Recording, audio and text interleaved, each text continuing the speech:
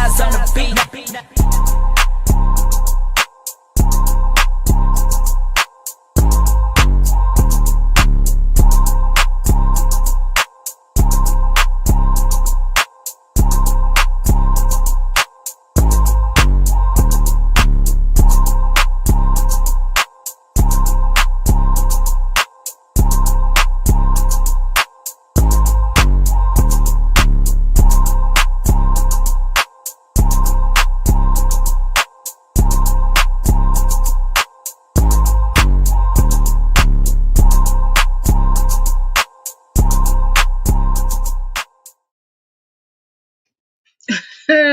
What's up? What's up? What's up, party people? How we feeling today? Cheers to the weekend. How you feeling? Man, what's going on? Everything Ain't nothing good? much. Everything is fantastic. Okay. I'm here with you on a Monday night. What's better Yeah. than that?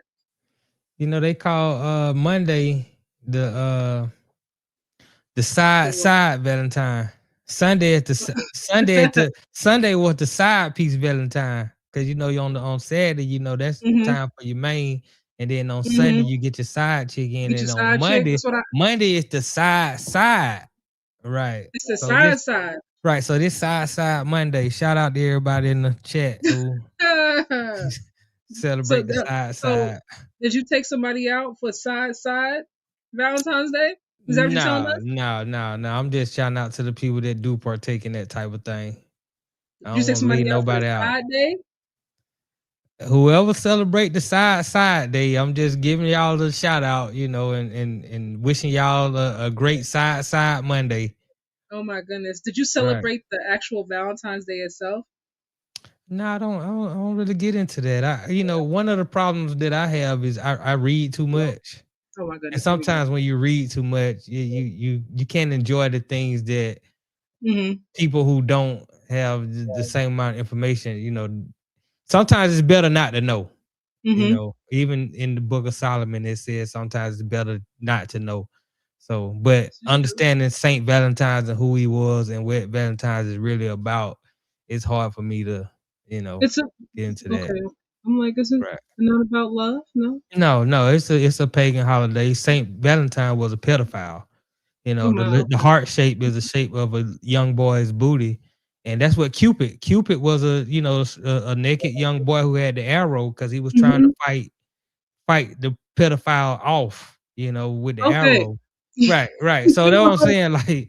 Like when you We gonna move understand, along. right, when you understand Saint Valentine's and who he was and what it really represents, Oh my it's kind of goodness. hard to, Wow. to I get have into not that heard type of that one, thing. but we Oh gonna yeah. I we gonna mean, move it's along. Cause I'm right, like, wait, what? right. What's up, Bruce? Bruce, how are you? Happy Monday. I hope that you had a Shout out good Bruce. Valentine's Day with the missus. I hope all the guys in my chat, you guys did something nice for your ladies and your side chicks and your side chicks if you Yes, got those too. But you shouldn't have them. Okay, side Monday. I'm judging. You shouldn't have them. Let's get let's get right into it, y'all. All right. You should be honorable and honest always. Right, you can be honest and have a side. Well, then it shouldn't be a side if you're being honest, Well, then right? some Because yeah, they right. shouldn't be on the side if Uh, it's, you know what I well, mean. that can be the secondary. The secondary, Oh you can my. still have a main, then have a secondary who your main know about. Oh my goodness, y'all. We're gonna get right into it. Welcome. Just Simply Sports here with me. I'm Kaja. If you're new here, it's your first time, welcome. And this is my guy, my homie from the dirty south. Go ahead and introduce yourself for the people if they don't know who you are already. What's happening? What's Enrique happening? James is the name. Changing the game is my thing. You know what I'm talking about. You know what I'm I talking like about. that. I like that. Right. I So like it's, it. same suit just reheated. Uh oh. All right, hold on now. We got that little freestyle or something. Is that what you coming through with a little? You feel a little I freestylish mean, on a Monday? you put a beat on, we can do something. It ain't no thing. Okay. No, Let me I'm a find out. We legend gonna down find here in the out. South. Right. We gonna find out. That's what we gonna do today. Oh, That's how okay. we gonna close the show. Bruce said Valentine's Day is a scam, but I had to play. Okay, Right. as long as you played the game. Right. Sometimes you gotta play the As game. long as you played the game. you know, or she gonna leave. I ain't never had that problem, but I understand some guys do have that problem. Wow. All right, y'all, let's get right into it. NBA All-Star Weekend was this past weekend. Did you guys enjoy? Did you like All-Star Weekend? I'm gonna ask you first. Did you enjoy it? I enjoyed Sunday. Saturday was terrible. What was terrible? Saturday was terrible. But Sunday, Sunday was good though. Sunday was, it probably was the best Sunday that I've had in like on All Star in my 41 years of watching the All Star game. Can y'all hear me? Can y'all see me? What's happening today? I can't see you, but I can hear you well. Last time, what's going on? Hold on. I don't know why it's doing that to me. Yeah, and then I even watched the Olympics, the Winter Olympics after the All-Star game last night, and it was pretty interesting. I enjoyed it actually. Here I am. Hi guys. Okay, you can see me now. What's up, brother D? What's up, Aaron? Aaron, I have not really watched the Olympics. I have not really watched the Olympics. So you guys have to let me know about the Olympics, all right? Because I'm not familiar with that.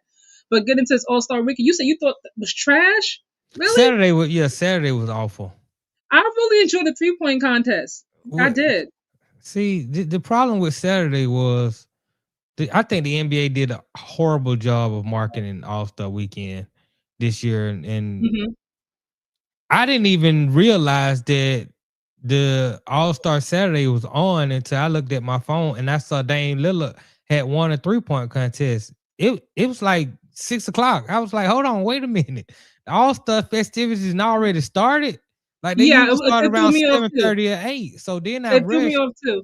I think because the Winter Olympics, maybe is that what it was that kind of pushed everything up. Because NBC had both the All-Star game and they had the Olympics, so they pushed the All-Star game ahead at 5 o'clock.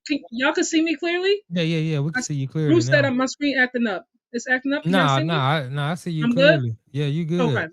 Okay, go ahead. I'm sorry.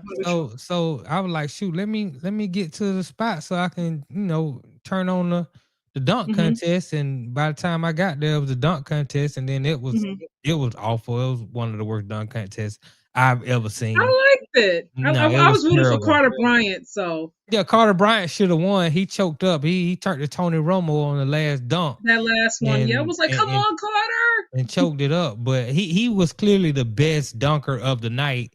And he didn't win. I was so disappointed. I was like, I'm never watching the dunk contest again. I think because that last one, you know what I mean, kind of took his score down a little bit because he had it. He had it. All he Actually, had to do was we're gonna show a little bit of highlights real quick, y'all. Let's see if I can do this. Let me share my screen for the people. Brother D, you said it was so. Hey, y'all are hard. Y'all hard to please out here in these streets, man. It was awful. It was awful. I mean, did y'all like Ludacris? I was like, stand up. I didn't get to see Luda. I missed Luda. You ain't seen Luda? I ain't seen him either. I caught him on YouTube. I didn't start watching it until the dunk contest because I didn't know it was on. So, it was, I was like, the NBA got to do better. Carter Bryant. I'm not going to fast forward a little bit through this. We don't watch the whole entire thing.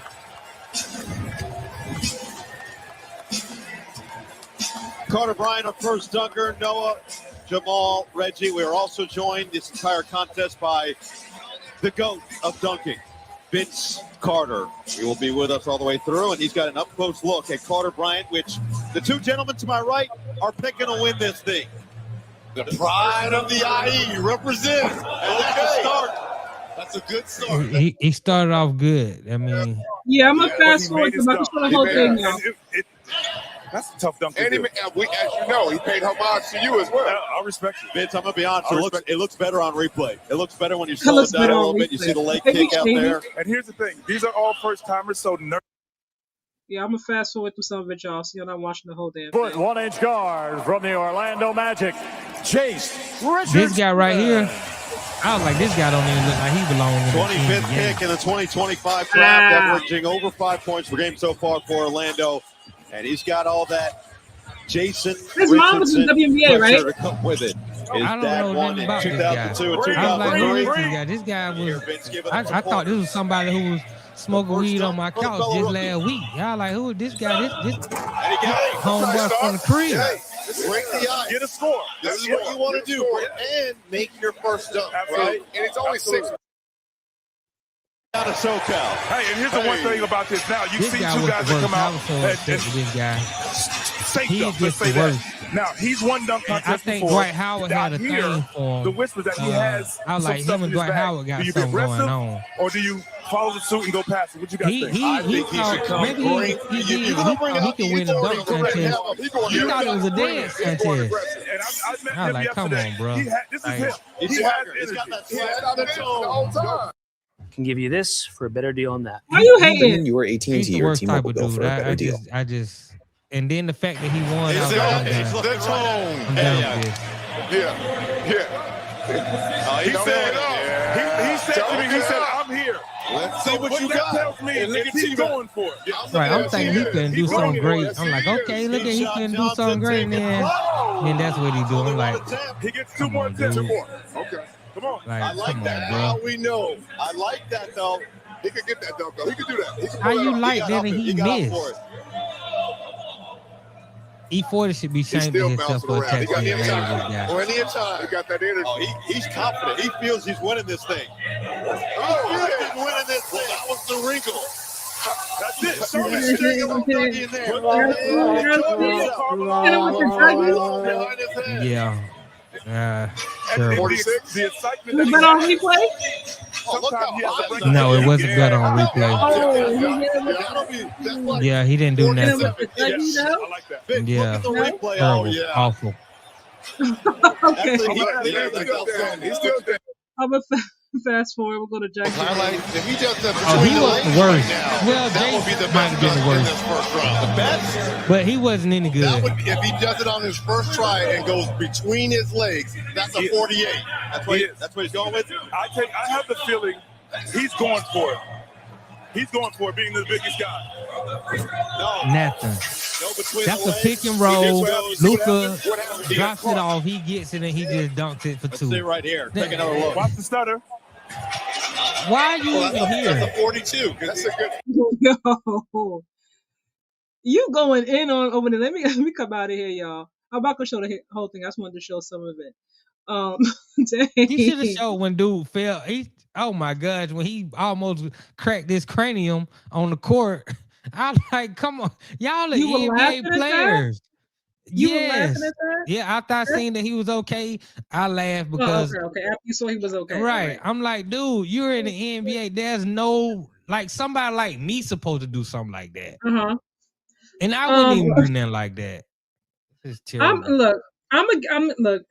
When you were first time, I could imagine. I'm like, obviously, I'm not a dunker. I'm not an NBA player, but I would imagine your first time doing it. You know what I mean? Especially for like the rookies, like for Carter. Like when you're like first time doing it, everybody's like there looking. Like I could imagine. You know what I mean? Like your heart's like beating really fast. Well, it's one thing to do in the middle of a game, you know, with your teammates or whatever, because you know it's less pressure. But in that kind of environment, everybody's sitting there ready to score you and all these different things. I could Everybody. imagine, like, you know.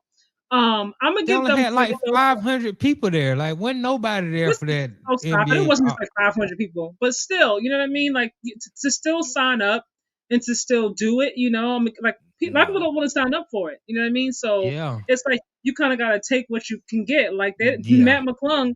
I don't know if you guys saw the clip. He showed the dunks that he was Yeah. gonna do. Did you guys see it? I You know, saw I it. think He would have won probably would've again. Easily. I think he probably would have won. Yeah, but you know. I guess he's like, look, I'm tired of just being the dunk contest champ, and I can't really get no time, no spot on the actual team.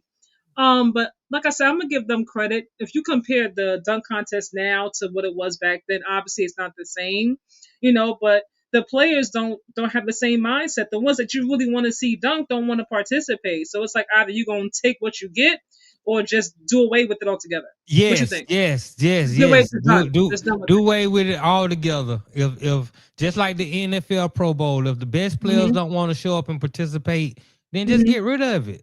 and it's fine because don't nobody want to see that. Don't nobody want to go to it. Don't nobody want to watch it at home.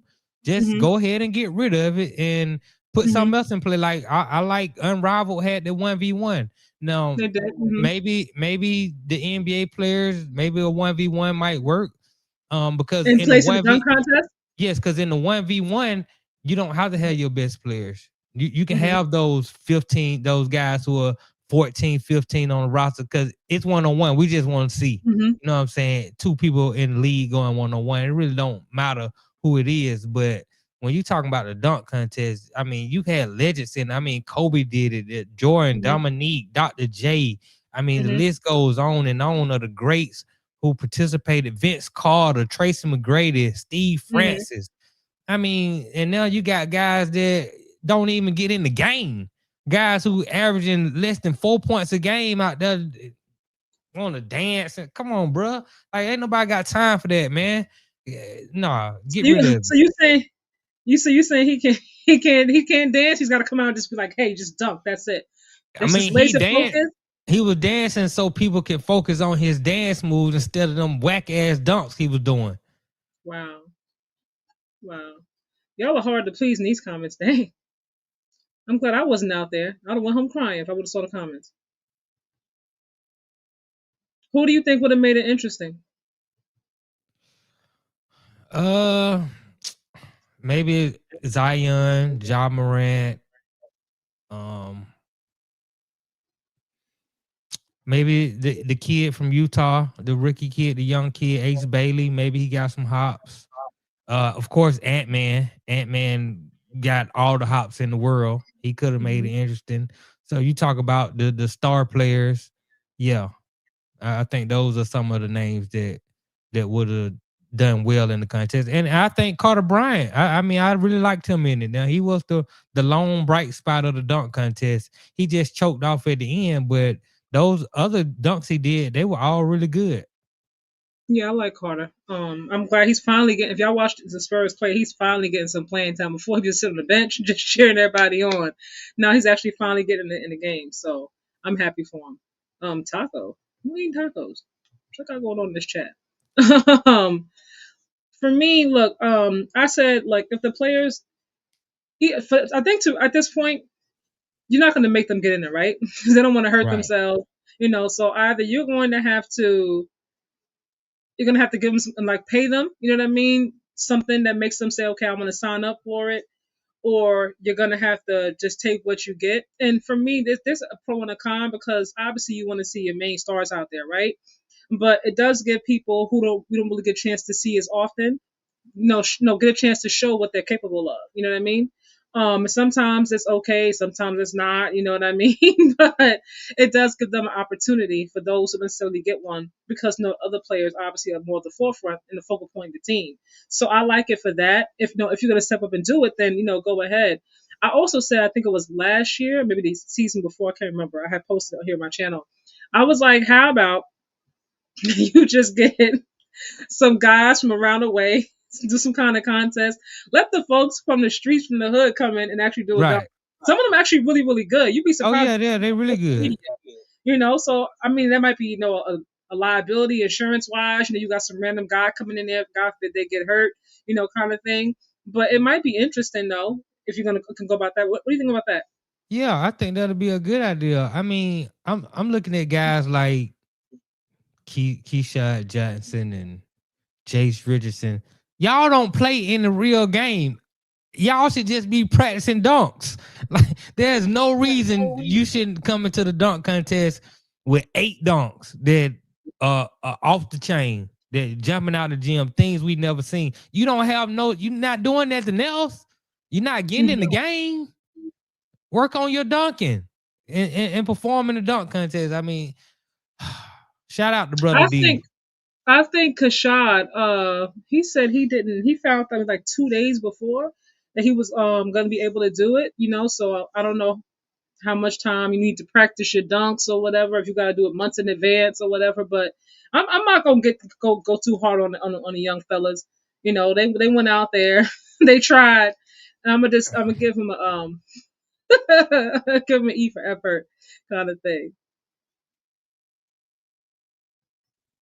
You see, Brother D's in the chat saying what's up to you. I don't know if you see I it. said, well, shout out to Brother D. Shout out Brother D from Jerusalem. Man, how I'm not gonna remember Brother D? Yeah, he Not go from all the way back to Jerusalem. Bethlehem. I mean, that's Brother D. That one live is never gonna go away. We never Nah, gonna live that one down, man. That is hilarious. Oh man. All right. You said you didn't like the 3-point contest. How come? I didn't watch the 3-point contest. Like I said, You didn't look at the highlights either? Hold on. oh yeah, I did see the highlights. I saw the highlights of Dame doing his thing, and I was like, okay, he got Mm-hmm. hot. He went off. That's D Book Dame. did good too, though. It got real close. Yeah, he didn't win though. Dame got super hot at the end, and I was like, wow, that's pretty amazing. You know, he hasn't played a game all season, but he has been rehabbing and shooting Do y'all threes. follow him on Instagram? He is always I working. do. Yeah, he's always working. He's working and putting Yeah, out rap always. albums. Right. So I'm not even you know, surprised that he won. no, not surprised. I mean, he's one of the best shooters in the game. I mean, Mm-hmm. Steph Curry, after the 3-point contest, I saw him saying that he wants to get back in it next year, and he wants Clay to be in it, and he wants Dame to be in it, and he want to have a final showdown. You know what I'm saying? So that's something to look forward to for next year. You know, I think they also, one thing I think they should have done was have one of those WNBA girls in it again, because that time they had Steph Curry against Sabrina, it was really good. And Sabrina, anybody other than Steph Curry, she would have beat that day. Any other man in the NBA, she would have beat that day. And she would have beat Dame? I don't think so. I don't know. I mean, on that particular day that she faced Steph, she would have beat any other man in the league that day. But I don't know if the NBA is afraid that one of these women would beat the man in the 3-point contest or not. But I would like to see another contest. I would like to see one of the girls, or maybe you even put her in a 3-point contest and see how they perform on that stage, because I just think it adds a certain amount of extra pressure to those guys, because no guy wants to lose to a woman, especially right? Yeah. on the grand stage. So what do you think about like a duo, like Dame and Steph versus Sabrina and Caitlin Clark? I mean, I think that'll be good. Anything where you can intertwine those women with the men in basketball, because shooting is one thing that doesn't take a lot of athleticism to do. You know, it's just shooting. It's hand-eye basket coordination. And I think anytime you can, because the WNBA is owned by the NBA, so go ahead and put them together, and you can put extra light on those women and promote their product while you're doing the NBA guys. So I don't see a takeaway from allowing those women to be a part of the NBA All-Star game. I mean, All-Star weekend in that capacity. Well, it got to be the ones that you want to see, though. People want to see Caitlin. They want to see Sabrina, because like they're known for like shooting threes. If you're going to put somebody in there that nobody like really, respectfully really wants to see like that, you kind of doing the same thing like you do with the dunk contest. It's like, who's that player? Who is she? Well, it's not really like you know what I mean? I mean, if the girl, even if she's unknown, if she got the game, then this is the way for the WNBA to say, no, this girl right here is the best shooter in the league. Watch her. And then she goes out there and ball. I mean, right. And so that's what we want to see. We want to see the best. Regardless of who the name is, I want to see the best. And if it's a girl that doesn't necessarily have a name, but she's the best, well, this is the way. This is how you market those players and put her on the spot and let everybody know, no, this girl right here is the truth. Y'all need to start knowing about her. The best, or the ones who are, I'm not gonna say the best, because there's a few that are really good at shooting threes. We know who they are. I was referring to those that we don't really know, or not know that could shoot threes, but they aren't necessarily as good. Is what I mean. No, we want the best. You got to send the best, because you trying to knock off some of the best male shooters on the planet. If you're gonna get Dame and Clay and Steph, you better bring the top. You better bring top guns, right? NBA versus WNBA 3-point contest. I don't know if they get, but I don't know. However, it doesn't really matter. I just wanted to see them on that stage and put pressure on men to perform. Wait, hold on. DJ said I'm the same height as Matt McClung. He could dunk himself. He could dunk really well though, in spite Oh of how yeah. small he is. Pause. I mean, he's the best dunker in the world right now. Just move All Star Friday events to Saturday. Do it with All Star Saturday entirely and play the game on Sunday. Buddy says refresh your memory. Bruce said hello, brother D. If you ain't see it in the chat. Hold on, let me go back up because y'all got a lot of comments in here. Go back. Bruce said the women are busy with Unrivaled and other leagues. Yes, put WNBA against the NBA. I like that too. I'm with you, DJ. I like that.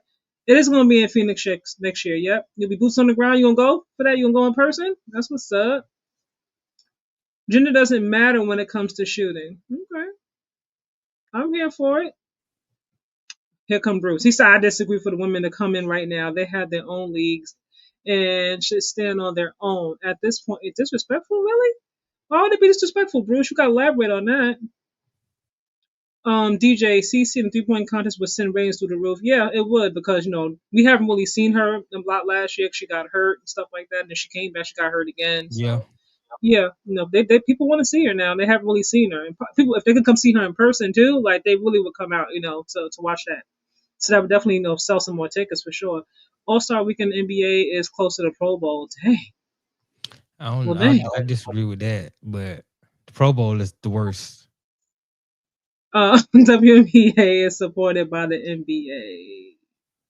Somebody said, "How do we donate?" Y'all know what? When I get off here tonight, I'm gonna look into how to do that whole monetizing thing. I told y'all send to my cash out at Enrique Slim. And go ahead, go ahead. I'm gonna break Kaja off. He put it in the chat last time. I forgot about that. Yep. My mom said, hello, brother D, if you ain't see her. Oh, he did see her. Okay. UJ said, yes. Watching the Clark shooting bricks is not watchable. Oh my. She can shoot threes, y'all. I would love. I mean, I would love to see Caitlin Clark go on the big stage and shoot bricks. It just adds to the storyline. I mean, even if she went 20 for 20 or she went 1 for 20, like either way, it adds to the storyline. It gives you something to talk about the next day. So it's no losing. It's only winning. I was thinking about I thought about Sonia Citron too. I like Paige as well. There's quite a few that can shoot some threes now, 6'2" ain't small. Okay. No, 6'2" is pretty tall. I mean, in terms of when you think about regular guys, yeah, exactly. But on the street, 6'2" is tall. But you think about NBA players, it's a little on the smaller side, like for sure. I was looking at they were taking pictures, and I was looking at Luka was sitting down, Joker was messing with him, and then we were standing next to the Joker. He made the Joker look so small. I was like, oh, how tall is the Joker again? It was like this, sitting next to Wemby the way it looked. It was crazy. Right. Wemby is a real giant. He is for sure. We're gonna move on though. I'll get back to you guys' comments in a little bit. We're going into the All-Star actual game itself. Like, did y'all like the game? I really liked the game. Did you like it? Oh, the game, it was the best the All-Star first three game specifically. I do the totality. It was the best All-Star game I've ever seen. I like the last one. I don't know. I was like, did the OGs get tired of that last game? Yeah. What the heck happened? It was so telling that last game because all the old heads, except for LeBron. LeBron was the only one, and he's 41 years old, and he still had juice, and he still was able to. That's why I like this man is amazing. Like, people can, there are 6 guys who can be argued as the GOAT. Mm-hmm. But LeBron James is definitely for me. I haven't seen a better player than LeBron James, and I've watched them all. I watched Jordan, I watched Magic, Kobe, and all these guys. Tim Duncan. I didn't get Kareem. I got to watch him, but he was at his last. He was winding down his career when I was watching Kareem. But as a historian, I researched and did my homework on them all. And for me, I think it comes down to Kareem and LeBron when you talk about the GOAT conversation. I don't even for me, it doesn't come down to Michael Jordan and LeBron. It comes down to Kareem and LeBron and Magic.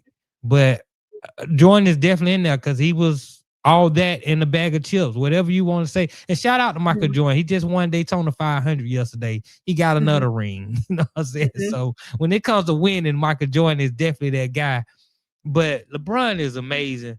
But KD couldn't hit the front of the rim. Kawhi, he spent all his gas in the game prior to that, right? And they were done.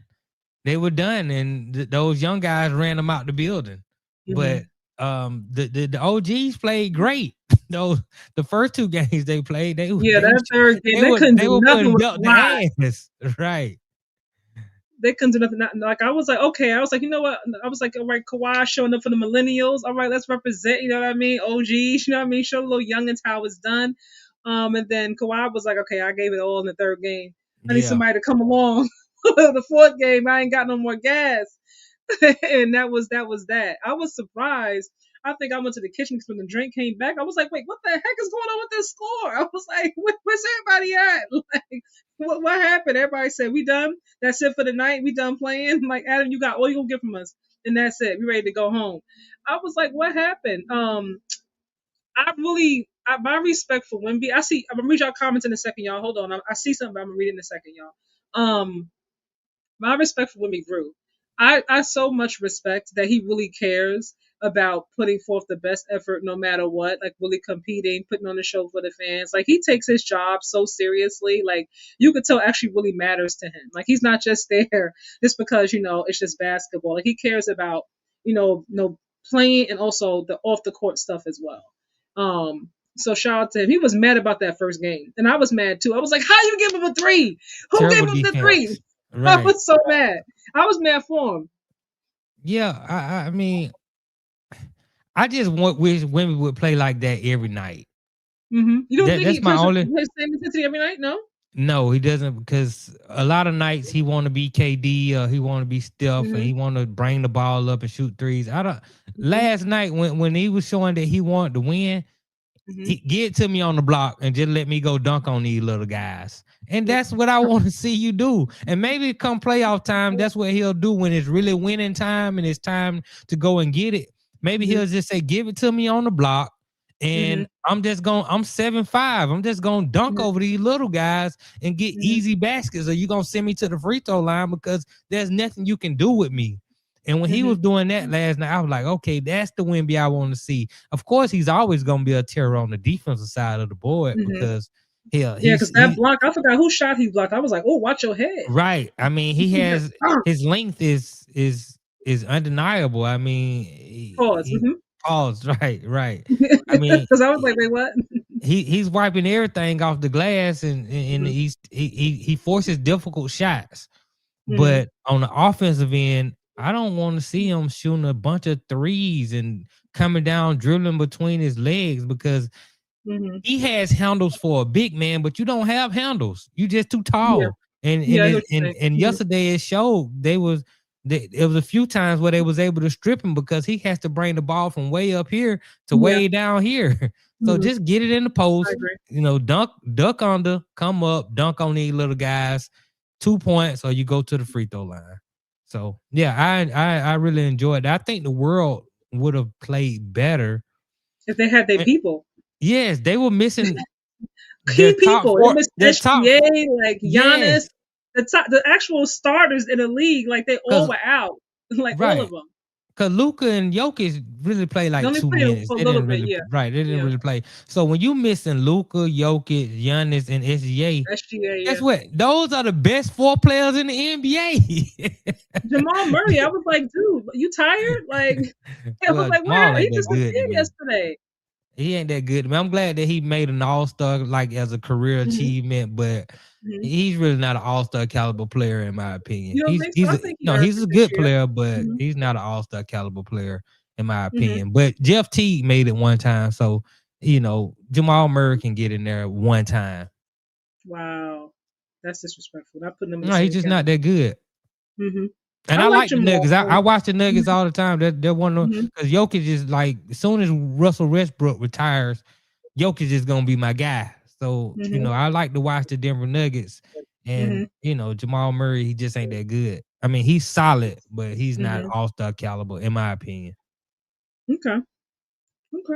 I think he really, for me, I think he kind of showed up more than I expected, if I'm being honest. When Joker got hurt, instead of that leadership role when he got hurt, because I mean, Joker was out, Christian was out, AG was out for some time. You know what I mean? So you really got your chance to see him step into that leadership role, step to the forefront. And they won more games than I expected.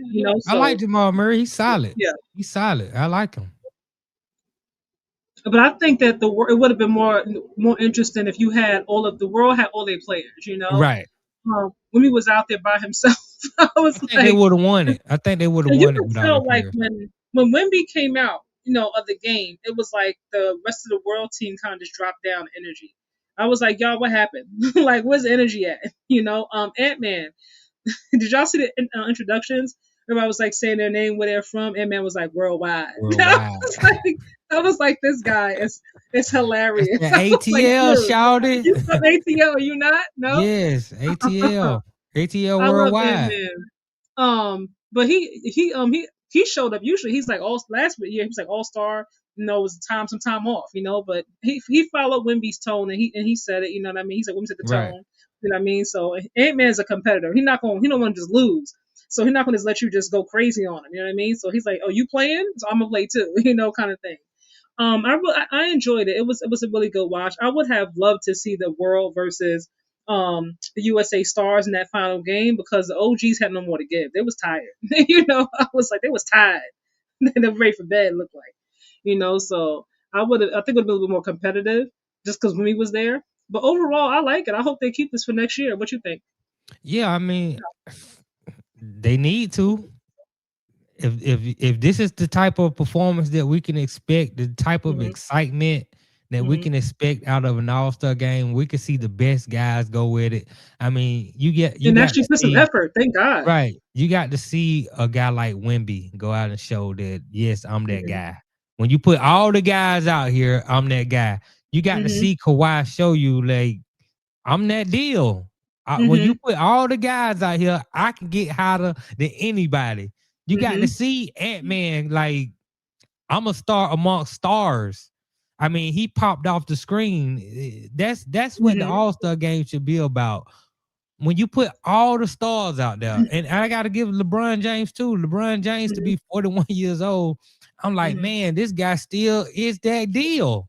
Like, so when you put all those guys out there and you see who rise up amongst those guys, then you can say, okay, this is why he's that dude. This is why he deserves all the accolades and all the praise that he's been given. Because when you put him out there amongst the greats, he's the greatest. So I really enjoyed that. I did too. I'll read some of y'all comments now because I see they going down. Are y'all ready for the second half of the season? Who's your dark horse in each conference? Dark horse mean to win it all or just like get to the playoffs? Let me know what you mean. I'm gonna come back to your comment, Aaron. All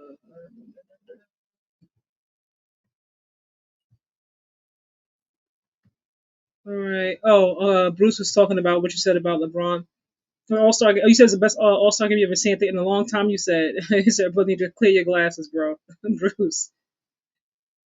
Yeah, I think for the 4 quarters that they played, that was the first time. Like I watched, like I said, I've been watching the All-Star game for 41 years, and usually, the first 2-3 quarters they just lollygagging, and then sometimes the 4th quarter, definitely back in the day, they kind of compete. But this was competition in the 1st quarter, the 2nd quarter, the 3rd quarter. The last quarter they competed, they just ran out of gas and they got blowed out, but it wasn't due to lack of effort. You know what I'm saying? So this was the first All-Star game I watched where every quarter was competitive. So. I didn't think that 4th quarter was competitive. To me, they weren't. I mean, it wasn't competitive. but it wasn't due to lack of effort. They just didn't have the legs. It wasn't like they were like Yeah, Ole but on some of defense them, and just letting you go through. yeah, but I They were mean, honestly trying. speaking, in that third game, Kawhi was the one. You know what I mean? Right. So I'm looking at Jaylen Brown. I'm just like, dude, where you at? What's going on? What happened to you? I mean, like Kawhi pretty much carried the team in that third Yeah. game. I So mean, once the everybody man else got should have been a little bit fresher now.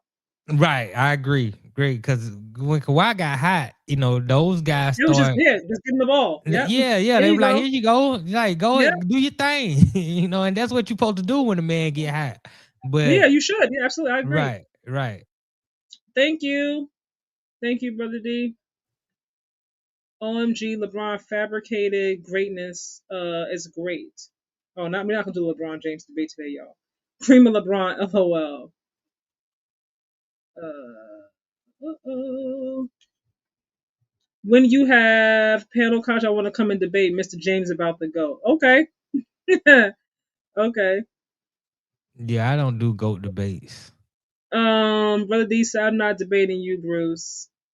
Include Wilton Chamberlain in that GOAT conversation. LeBron Yeah. and Wilton's careers somewhat parallel. Well, when I when he heard me say, he just didn't hear me name why I said there are 6 guys that can be debated as the GOAT. Wilt Chamberlain is one of those guys. When you look at the numbers, I mean, he may be the greatest athlete ever to play basketball, and he's put up numbers that in every time you look at some guy breaking a record or up there in some sort of record, it's always Wilt Chamberlain by a whole lot, then the next guy. Like Wilt Chamberlain and Bill Russell are 2 of the other guys who could also be argued in that GOAT debate. But I just didn't name all the guys. But yeah, Wilt Chamberlain was that dude. And I think he slept with more women than all of them combined. So happy Valentine's Day to Wilt Chamberlain, man, for real. Oh, what's going on? Side and side. Wow. Okay. Brother D said, I don't debate. It is who I always knew he was. Is that a good thing or bad thing, Brother D? Bruce, here he goes with LeBron, Shannon Sharp praise. LeBron is not that dude this year, the greatest fraud. Brother D says Steph should have been the face of the league. I think maybe because LeBron is there, so you know what I mean. Yeah, I mean Steph. To me, those two are. When I think of the league, I think of LeBron and Steph. Me personally. Yeah, Steph is like and no knock on Steph. Steph is all time great, but he's like Prince. Unfortunately, Prince came up through the era of Michael Jackson, so he's always gonna be second. You know what I'm saying? But Prince was all time great too. Like who gonna knock Prince? And that's what Steph is to me. Steph is the Prince of his generation, while LeBron is the Michael Jackson of his generation. Yeah, no, but I feel you though. Who is your dark horse in each conference to go deep in the playoffs? Okay, now do you go first? I gotta think about it. My dark horse in the East would probably be the Atlanta Hawks. I think the Atlanta Hawks are deep. They have a lot of talent. They got a lot of things to fix as far as chemistry and getting the defense where it needs to be. I mean, I like Atlanta and Orlando, I would probably say, but in the West, a dark horse for me in the West would probably be. That's a tough one. That's a tough one because it's a lot of good teams. If I say Houston, people were like, Houston isn't a dark horse, but I don't think Houston is a true contender. I really think the West only have 2 true contenders. That's Denver and OKC. But maybe maybe Houston. I can't right now. I need to think on that a little bit more. Maybe the Lakers, the dark horse. Yeah. In terms of the West, for me, I'm gonna go Clippers. For me, they're my dark horse. That could make some noise. And when it comes to the East, my dark horse to go deep in the playoffs, specifically deep, I'm gonna go Cavaliers. That's a good one. I think they're Those are favorite. my 2 dark horses. Yeah. Yeah, yeah. My favorite right now was obviously Detroit. I liked them last year, but like I said, right now those are my two dark horses. I'm gonna go Clippers and I'm gonna go Cavaliers. The two C's, CCs. Yeah, maybe Minnesota. Maybe Minnesota could be a dark horse with Ant-Man, coming off the All-Star MVP. Maybe maybe he can, rejuvenate the franchise, and maybe he can finally get the trophy that everybody looking for a guy like him to have, Hmm. which is a NBA championship with a finals MVP. But I can definitely concur with you with the Cleveland Cavaliers. So let me know who you got. Who y'all got in the chat? Who y'all dark horses in the chat? Drop it. Let us know. DJ, I want to see the All Star game in NYC. I would love that too. Since I'm here, LA has too many big events. They need to allow other cities to host. Yeah, 'cause they also got the Olympics there, right? In 2 years coming up. Yep. Um, I like it better when it's like out the country though. Me personally. Um, my mom said we appreciate you guys watching. We also appreciate your support. Do hit the like button, share, and subscribe. Thank you. Shout out Please to and thank mom. please and thank you. Shouts Woo! out. For real. Hit that like and subscribe button. For sure.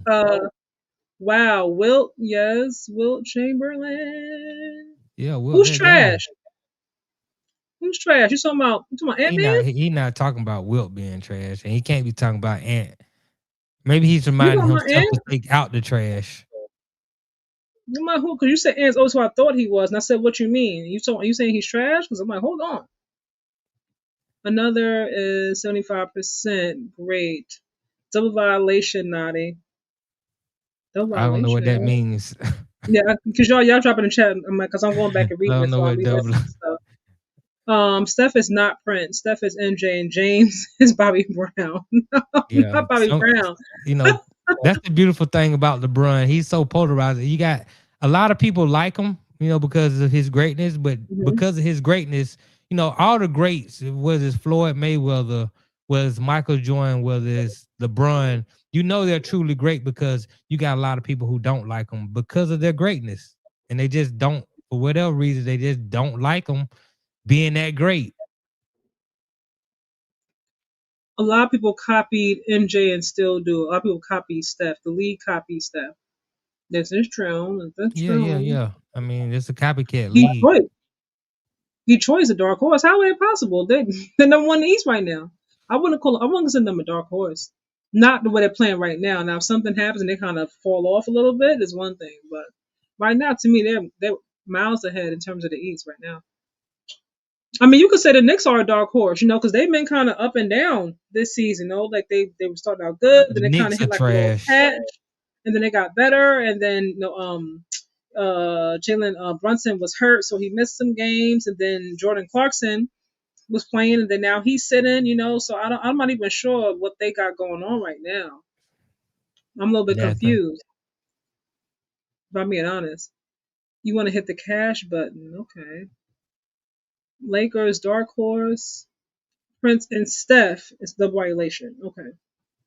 I don't I understand. was Both are great artists at what they do. I don't understand how Steph and Prince can be a double violation. They're all time greats. well, for me, when I think of like the greatest ever to like perform ever, dead alive, any century, like decade, whatever generation, for me it's always gonna be MJ and then everybody else. You know what I Right. mean? Right. It's Um, MJ and then it was Prince. I'm not gonna diminish what Prince did because of MJ's greatness. I know what MJ was, but Prince is no, that dude. Like Prince was I mean, if there was no MJ, it would have been Prince. I was a little witness and talking out of the rabbit hole. Steph is Drake. LeBron is Kendrick. Okay. Steph is no Drake. Steph respect teenage girls. Oh my. All right, yo. I think he's just saying Steph is light skinned and LeBron is No, I dark. know it. Why you guys be too late? It throws your comments off. Yeah, but y'all had a lot of comments in here. I wanted to make sure that we got through this this topic real quick before we went on. All right. Speaking of this, we're gonna move on a little bit to Ron Harper. Dylan Harper, his dad, Ron Harper, obviously Mm-hmm. one of those guys back in the day. Um, he has some comments because he played. They did was it the Rising Stars Challenge? They did. Right. Mm-hmm. Yeah, it was the Knicks did it. Jalen Brunson, and his dad did it with Cat, and then who else? It was obviously Ron Harper, and Dylan. I forgot his brother's name, and who was the other one? I was like, why y'all out here? I forgot who it was. I was like, what's going on? But anywho, they asked him a question, and he kind of threw out a straight LeBron. I was like, dang, Ron, why you say that like that? And a lot of these guys, even when you Because go of back to LeVar Ball, those guys at the top, man, that's who you gotta. If you want to get your name out there, you gotta poke the bear. You gotta hit the guy at the top, and LeBron is at the top. LeVar Ball, his thing was LeBron and Michael Jordan. So that's sometimes that's the formula to get your name out there. You gotta attach it to greatness.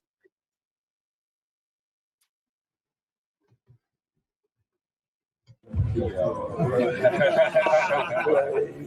the game, and whatever they can get back out the ball game, we will take it. Once upon a time, I told him whatever opportunity that you have, you should have a chance to play in the NBA. Was this a vision you had? I'm not LeBron James. I'm not going to tell my kids what they have to do. I just want my kids to play and enjoy the game, and whatever they can get back out the ball game, we will take it. Once upon a time, I told him whatever opportunity that you have, you should have a chance to play in the NBA.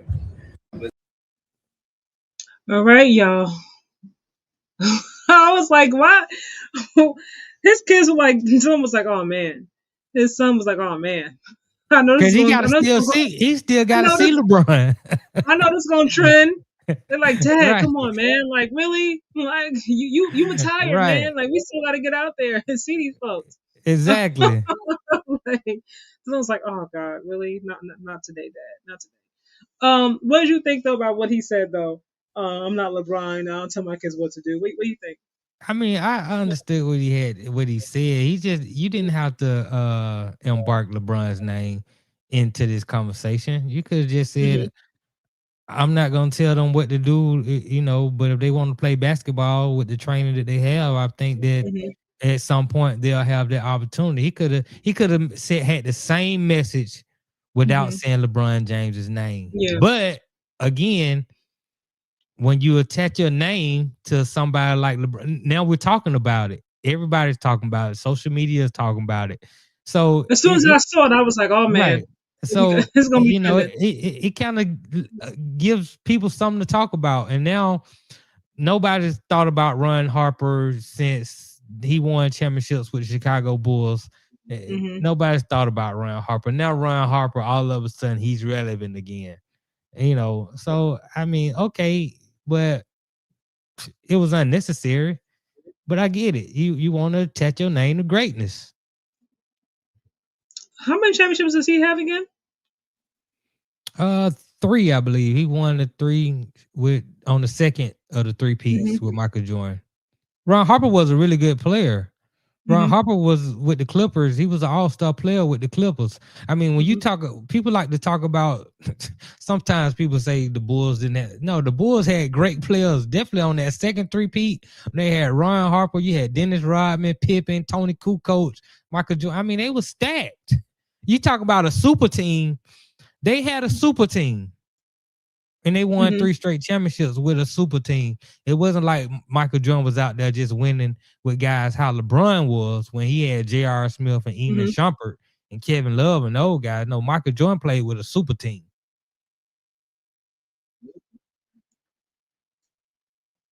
He has 5.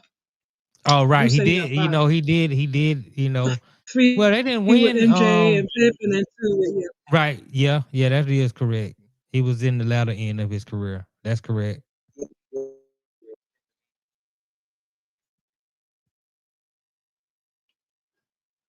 For me, I was just like, what LeBron got to do with this? Like, what's going on? I'm like, answer your question, say what you gotta say. I think it would have been nice if he would have like focused on his sons, and having that moment because that was pretty dope. You know what I mean? To Right. retire, to get a chance to come back and compete. Not in the same regard as LeBron, obviously, but still really kind of challenge with your sons. You know what I mean? Not one, but both of them. So I Mm-hmm. think he could have kept that as the focal point because not many get a chance to do that. I think that was kind of that was for me was special in itself, at least for their family. I think he just kept it about that, as opposed to bringing LeBron in there. It was given petty. I'm like, y'all got some kind of issue that we don't know about. Like, what's going on?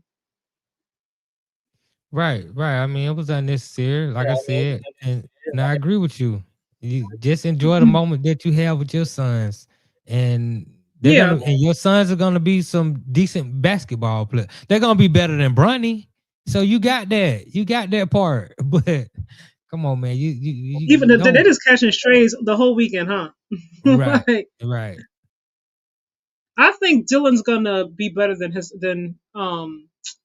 older brother, personally. Yeah, Dylan got game. Dylan You know, is the truth. yeah, my son made me watch him all the way in high school, so huge Dylan Harper fans in this household. Okay, like all the highlights, all the games from Don Bosco. Dylan's playing. Let's watch it. So I'm like, okay, Elias, let's watch the game. LeBron or LeVar? Oh, who you got? Oh, I got LeVar. LeVar's the greatest of all time. I love LeVar Ball, man. LeVar Ball, Hmm. he's the best trash talking father in the history of sports. And LeVar got he got two kids to be top 3 NBA draft picks. Hmm. That says a lot. So yeah, I fool with LeVar. I like LeVar. He did not stutter when he said that too. No, he damn sure didn't. Kaj, bring Bruce up. You mean like live in this chat for the debate? Not tonight, y'all. We're not gonna have no LeBron versus I don't do MJ, GOAT debates. Wilt bait debate, so Yeah, on and so forth. I No, don't no, do no. GOAT debates. The way I see it is whoever you think is the greatest of all time, I agree with you. If you think it's Jordan, I'm not finna sit here and argue against Michael Jordan. Michael Jordan was fantastic, fabulous. Mhm. He was everything. I mean, I'm not finna sit here and my problem is people who argue against LeBron James being the GOAT, Mhm. instead of arguing for their guy, they always gotta throw shots at LeBron. Well, he didn't do this, or he this, or he can't do this. And that just says a lot to me because if I argue LeBron as a GOAT, I'm just gonna argue based on his merits. I'm not gonna Yeah. tear down Michael Jordan because I think LeBron is the best. I'm not gonna tear down Wilt or tear down Kareem. They're all worthy. They all Yeah. are great players. They all did things that were spectacular in this game, especially in the time they were playing. They all did something different that Mhm. each of the next guys didn't do. They all elevated the game to the next level for their era. So I don't do GOAT debates. I mean, if you think Michael Jordan is the greatest, I think so too. If you think Wilt the greatest, I believe that too. I think Kareem is the best. I think Bill Russell is the best. So I'm not finna sit here and debate guys on as being one GOAT. Yeah. I mean, look, teach his own. Right. Like, y'all, teach his own. No matter how many times you debate this, it's gonna be somebody that falls on this side, somebody on that side, until the end of time. You know what I mean? So hold on. Destroy him not. And I say he's not doing no GOAT debates. You said it was LeBron and Kareem that should be in the GOAT debate, not MJ and LeBron. But Yeah, the D said, for me personally, when I based on, what I've seen and the research that I've done, like for me, the GOAT debate comes down to Kareem and LeBron. If I had to just pick two guys to say which is better than which, but with that being said, Magic is in there, Kareem, Wilt, Bill, and Michael Jordan definitely is in there. I think Michael Jordan gets more. I think Michael Jordan gets a lot more credit because out of all those guys are big men. Michael Jordan is the smallest guy when you talk about the GOAT debate. He's probably Why nobody ever put Kobe in these conversations? Kobe's like always left out. Why is that? I don't put Kobe in it because after my top 6 guys who are all in the GOAT debate, my number 7 guy is Tim Duncan. I don't think Kobe Bryant was the best player in his era. And you can't be in the GOAT debate if you're not the best player in your era. He wasn't better than he didn't impact his team the way that Tim Duncan impacted his team for 20 years. And so I put Kobe Bryant right after Tim Duncan, but right before Shaq. So my 7, 8, and 9 would be Tim Duncan, Kobe, and Shaquille O'Neal. And then 10 can be whoever you want to have, because a lot of great players, you can put Steph at 10. You can put, whoever, Oscar Robertson at 10. Whoever you want to put at 10, I'm fine with. But my 7, 8, and 9 is Tim Duncan, Kobe, and then Shaq. So you can't be in the GOAT debate if you're not even the best player in your era.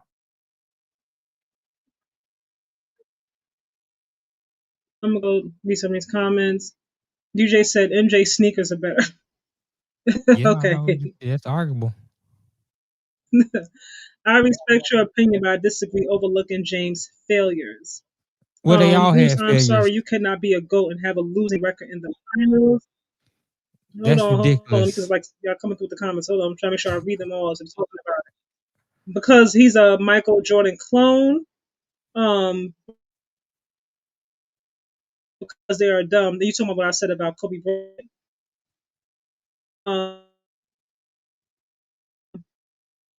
Series. Brother D said, "Stop, Naughty." DJ said Shaq was the best player on the Lakers. Right. Brother D said, "How about the Kobe debate? Kobe not being included." And then Bruce said, "Y'all still hear me? Because y'all going in and out of my end." Yeah. I can hear you. You cannot be a GOAT and demean your team. You can still hear me? Okay. You cannot be a GOAT and demean your teammates publicly and quit on them when they get injuries. And they get injured. And then DJ KD and Kawhi have a similar resume to Kobe. Now Kobe is way better than those 2 guys. Now Kobe is I put Kobe way ahead of KD and Kawhi, but I don't know what's going on, y'all. Yeah, but Kobe, unfortunately, he played with Shaq, and Shaq was the better of the 2, and they won championships. They won their first 3-peat. Now Kobe did something that was very controversial. He had them get rid of Shaq so that he can be the man and prove that he can win without Shaq. And he did it. I mean, Shaq won without him first, but he did go on to win 2 championships, and he ended up with more rings than Shaq. You could argue Shaq is better than Kobe, but I'll just give Kobe the nod over Shaq because he stayed in shape. He was able to play longer and produce more. Shaq kind of broke down early because he just didn't have the Mamba mentality. That Mamba mentality means something to me. It's one of the greatest things that I've ever seen. Wait.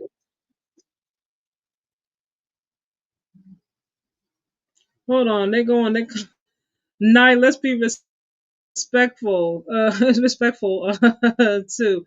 You don't want this cyber smoke. Oh, they come for you in the chat. They come for you in the chat. Hey, don't be respectful to 8. What are you talking about? I love Kobe. Kobe was that dude. I mean, I got in. That's what I'm saying. Like a lot of times, these guys, because when you talk about the greats, you got to nitpick because they're all great. They're all time great. But you got to kind of nitpick. But what I don't do, I don't sit there and bash a guy because to prove that another guy is better. I don't do that. I can just go off what a guy did. I'm a Kobe supporter. I love Kobe.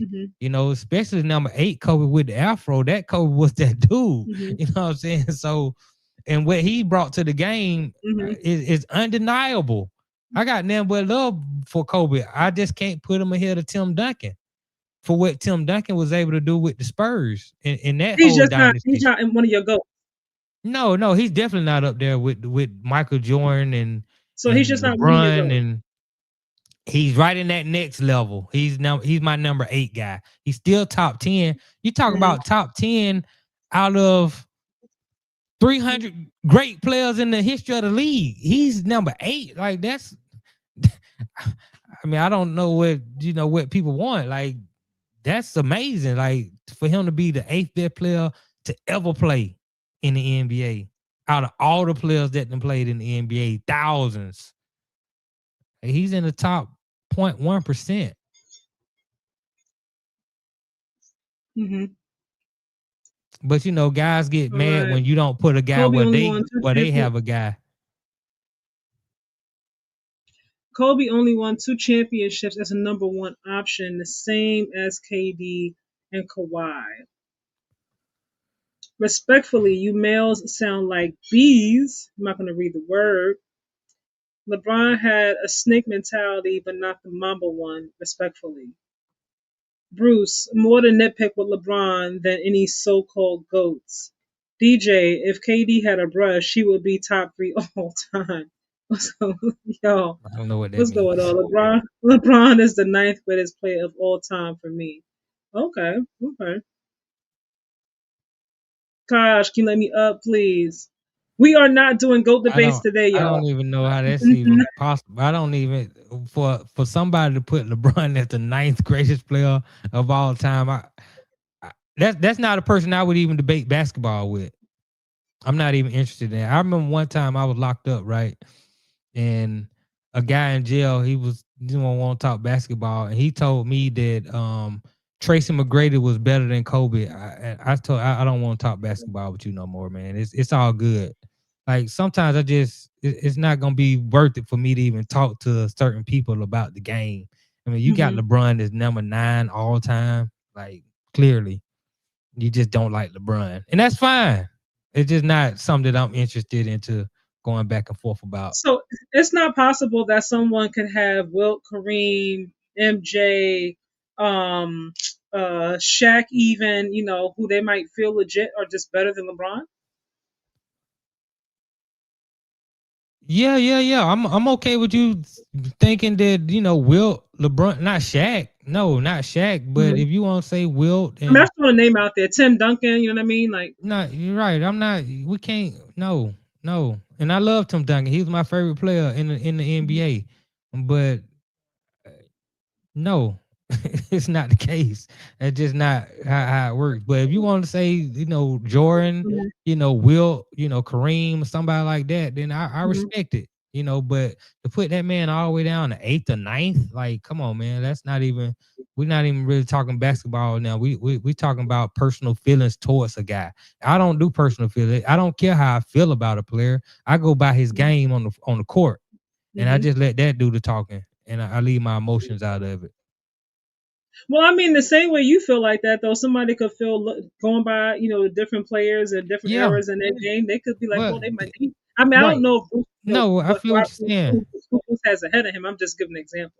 Right, you're absolutely right. A lot of times when people have these debates or whatnot, they fail to mention what criteria are they going off of.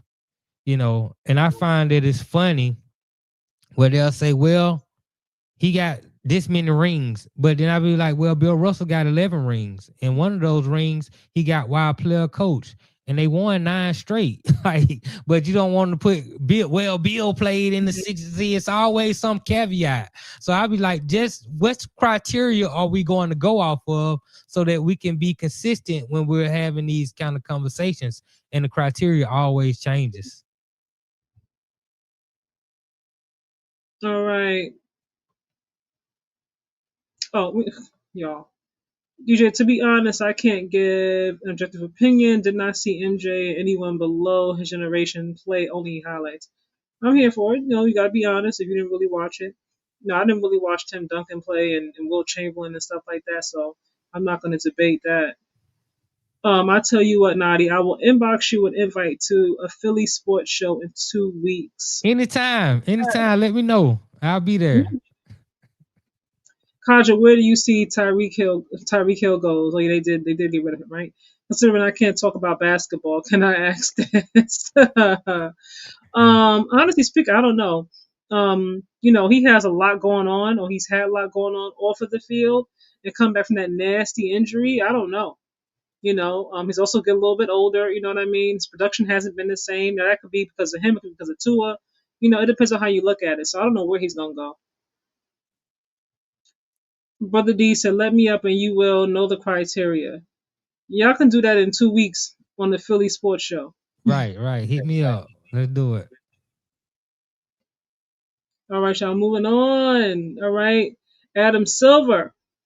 Word on the street, word around the NBA town is that he is considering eliminating the NBA draft. I don't know if y'all saw posted about last week. He issued some fines, to Jazz and also who was the other team, the Pacers. For quote unquote, sitting their players and tanking allegedly, for NBA, draft positioning, tanking so you can get higher, seating, in terms of the draft. What do you think about this though? Let's just say I don't think he's going to limit the draft altogether, but what do you think though about him considering allegedly? No. I'm sorry, Adam Silver. I don't see how this is gonna do your league any good by eliminating the draft. The draft is just the whole event itself is a spectacle. You make money off the draft. It adds revenue to the NBA. It's something people look forward to. These kids have been watching players get drafted for years, and they want their moment to be able to be Shine, drafted. Yeah, just get your name called, and your family is there, and everybody get to take the pictures, and you got drafted. It's a deal. Good night. I'm sorry, I'm reading the chat. Good night, brother D. Good night. I'll let you, brother D. But what I would consider is reconstruct how you do the draft. The reason they do it in the NBA right now, they have a lottery. They don't go by like the NFL does. The worst record get the first pick. They don't do that. But a lot of teams, the problem is because of this lottery situation, teams know I just need to be bad enough. If I'm bad enough, then I might get the luck of the draw, and I might win the lottery. So what I would say is, and this, I don't know if it's a great idea, but I was just thinking, I would have it where those middle teams, whatever the middle is, I guess it's 32 teams in the league. So from 14 to 22, you have the best chance of winning the lottery, because those teams are actually one player away from being a really good team. Where those bad teams, even if they win the lottery, they're still going to be bad next year. You're years away. So I would have it where teams got to compete. You got to compete to be, if you want the number one pick, you need to finish in the top 20, the top somewhere between 15 and 22. You need to be in there. And if you're in there, you have a chance to win the lottery. If not, if you're going to be one of those teams that's going to be at the very bottom, then you're not gonna get the first pick in the draft. You're not gonna get the second pick in the draft. You're not gonna get the third pick in the draft. Now you can start to get the fifth, sixth, and all that kind of thing like that. But we're gonna reward teams that are one player away from being a really good team, and that's gonna make our league better, as opposed to some trash team getting the number one pick, and then they're trash next year, and they're back in the lottery, and then they're trash again next year, and they're back in the lottery. You should not be allowed to be in the lottery 3-4 years in a row. For me, as opposed to doing it from a specific standpoint of teams with a bad record, teams in the middle. For me, do it at random.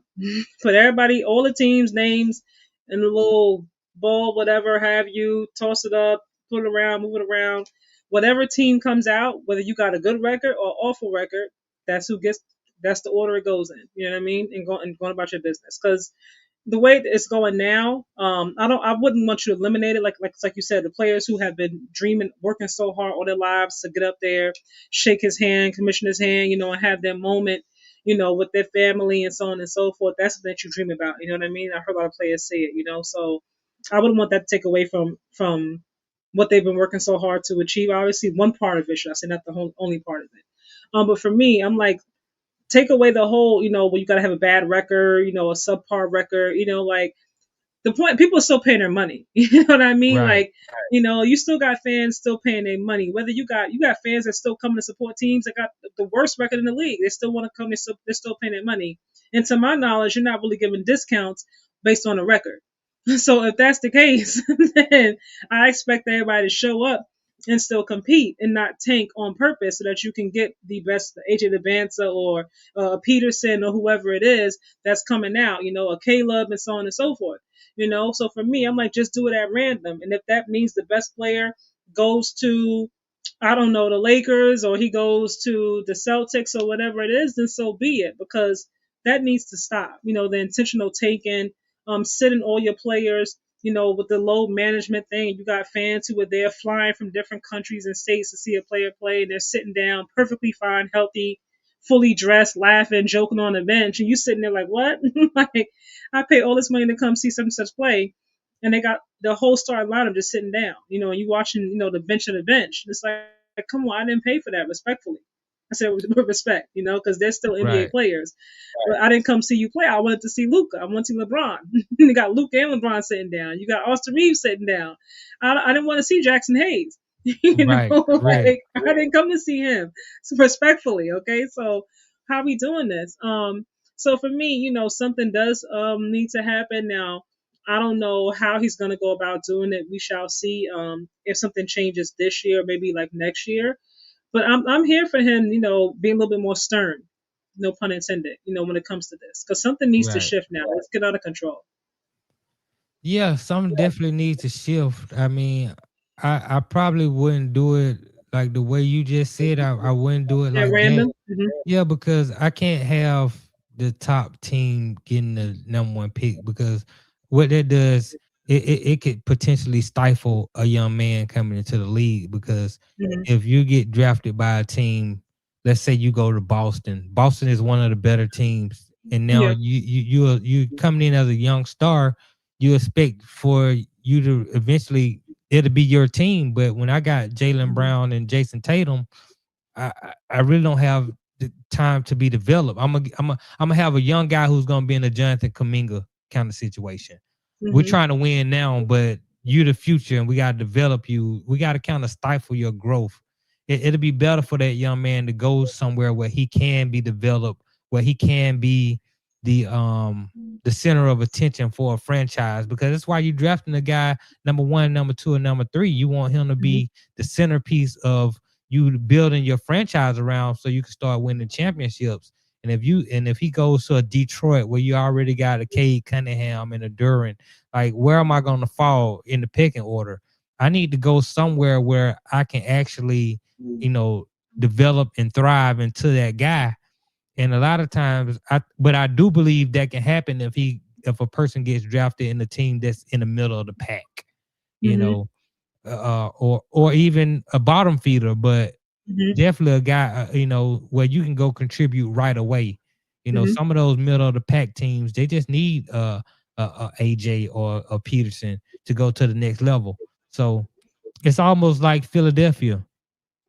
They got Edgecombe because they were so bad, the year before, Hmm. because they had injuries to their top guys. Hmm. Well, Edgecombe has come in and he's been able to contribute right away Yeah. into what they already have. And now, Philadelphia has played better than this year than I expected them to. I still don't Joe believe Wall's on them. he's been out there as well. Right. I still don't have great expectations for the 76ers, but they are a lot better than I thought they were, because they were able to get a guy who can come in and contribute to their team right away. So but yeah, definitely Adam Silver has some things to figure out, but it's really not on Adam Silver. I really don't like, people put a lot on these commissioners. They say, well, where's Adam Silver doing and where's Roger Goodell Yeah. doing? We have to remember that these guys work for the owners. The owners make, at the end of the day, the owners make these decisions. They have owners meetings at the end of every at the beginning of every off season. The media is not invited. You know, they try to report what happens after the meetings are over with. They can't go in the meetings. They don't know what's said, but what's said in the meeting is how the league is gonna run, the new rules, and what they want to do going forward. The pressure should be on the owners to make changes, and then Adam Silver will be able to do that. But I mean, he can't really do much without the approval and of the owners. So that's who a lot of this should fall on. It should fall on the owners. Adam Silver is doing the best that he possibly can. The same way with it. He's definitely trying. Right. Same way with the WNBA commissioner and the FISA, you know, put that letter out and tried to, you know, dog this lady. But no, she's a whole different story. Yeah, I mean the same thing. She works for the owners, you know. Like she's not in the same boat to me. Same job title as Adam Silver, yes, but I could see a clear difference in Adam Silver trying to do something and Kathy Engelbert doing nothing. So I'm not going to put her in that conversation, that category at all. I think she actually should be booted up out of there. I agree with Nafisa wholeheartedly. Yeah, but I just don't think you got. A lot of people don't understand. It's unfortunate, but the NBA owners don't care as much about the WNBA as they do about the NBA. It's just the truth of the matter. They're not putting the energy into the WNBA. Yeah, but there were certain comments that she made to Nafisa, allegedly, according to both Nafisa, of them made. she said no to her directly about certain things. So I agree, and I think Nafisa made some comments that she shouldn't have made. You know, especially when you start talking about things that you had in a private conversation with a person, and then you go put that like that was low. You know, I don't mind it. I know you don't mind it because we don't mind it. We don't mind it because we want to get information. We want to get all the deep secret information. No, that's not why I don't mind it. Right, that's not what I'm saying. But I don't appreciate people. If I have a private conversation with you, and me and you have a private conversation, then next thing I know, you going to tell everybody, I'm gonna have a problem with you because we had that conversation in private. Yeah. I'm pretty sure if you told me some stuff in private, you would not appreciate if I just went out babbling my mouth to everybody about things you told me in private. If me and you are friends, that's something different. But Kathy and Nafisa, their thing only goes as far as business. Like there's nothing personal. There's no loyalty at all in terms of, you know, them having the conversation and keeping things private or amongst the two of them. Now, from Nafisa's perspective, she came to her a few times, you know, and addressed certain concerns that the ladies were feeling, that she wanted, or they would like to have seen some changes with in terms of safety and, you know, and things of that nature. And, you know, Kathy would say whatever she said, but, you know, she felt like she wasn't taking her seriously or really hearing her out. And based on the comments that, according to Nafisa, that she told her, you know, she was like, okay, in order for her to really take her seriously, bring it to the forefront to the public. That's why she went there after addressing it, according to her, because I wasn't there, you know, behind closed doors a few times and nothing being done. Now, if me and you are friends, even if me and you fall out, I'm never going to share with anybody what you told me, because me and you were friends. And if we don't speak ever again in life, I'm not going to go out there and violate you like that. But in terms of business, this is a business first. You know what I mean? You have your job. I have looking out for your interests.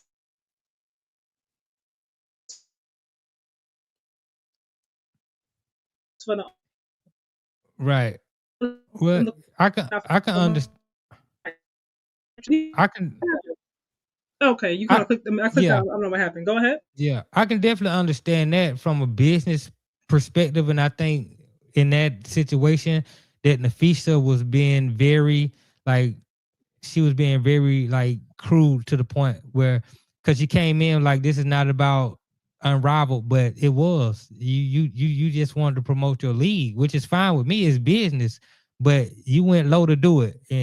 But sometimes in business, you take the low road, you know, and I just thought she took the low road and to promote Unrivaled and that type of thing, which is, like you said, I don't think it had anything to do with Unrivaled. Well, she mentioned Unrivaled a lot in that statement. Right. She mentioned Unrivaled a lot in that statement, in the statement she was making. Well, if it wasn't about Unrivaled, you sure did mention it a lot. So, you know, I don't know. I like Nafisha. She's one of my favorite WNBA players, but I just I like mean, to be because objective when I'm talking because about, because that's her thing. That's her and Stubby's thing. So people are gonna right, assume, when you mention you're saying what you're saying it because of that. So I understand why she felt the need. I wouldn't have done it, but I understand why she felt the need to kind of disclose and say, okay, this is not why I'm saying what I'm saying. right, But if I've come to you like when you, how many of y'all, I don't know if how many of y'all have your own business or whatever, but when you have a grievance, with your boss, you know what I mean, or your supervisor, your coworker, your first thing is you go to your manager or you go to your right, shift lead. And if right, they don't hear you, you go higher up, depending on who's next. Your chain of command. You go to your shop manager. You go to your regional manager. And if correct, things really don't get settled, then you typically go to HR.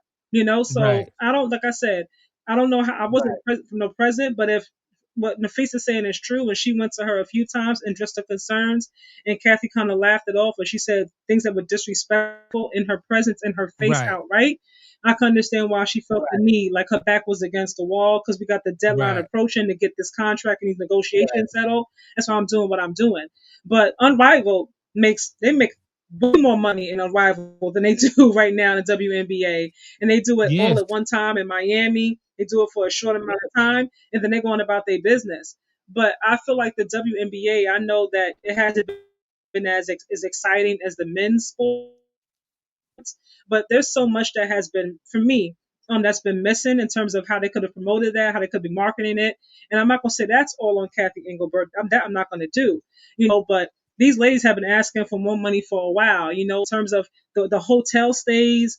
The Chicago Sky used to share a local gym, a locker room with regular gym, like regular, I'm not gonna say regular people, but people who are not, uh, public figures. I'll put it like that.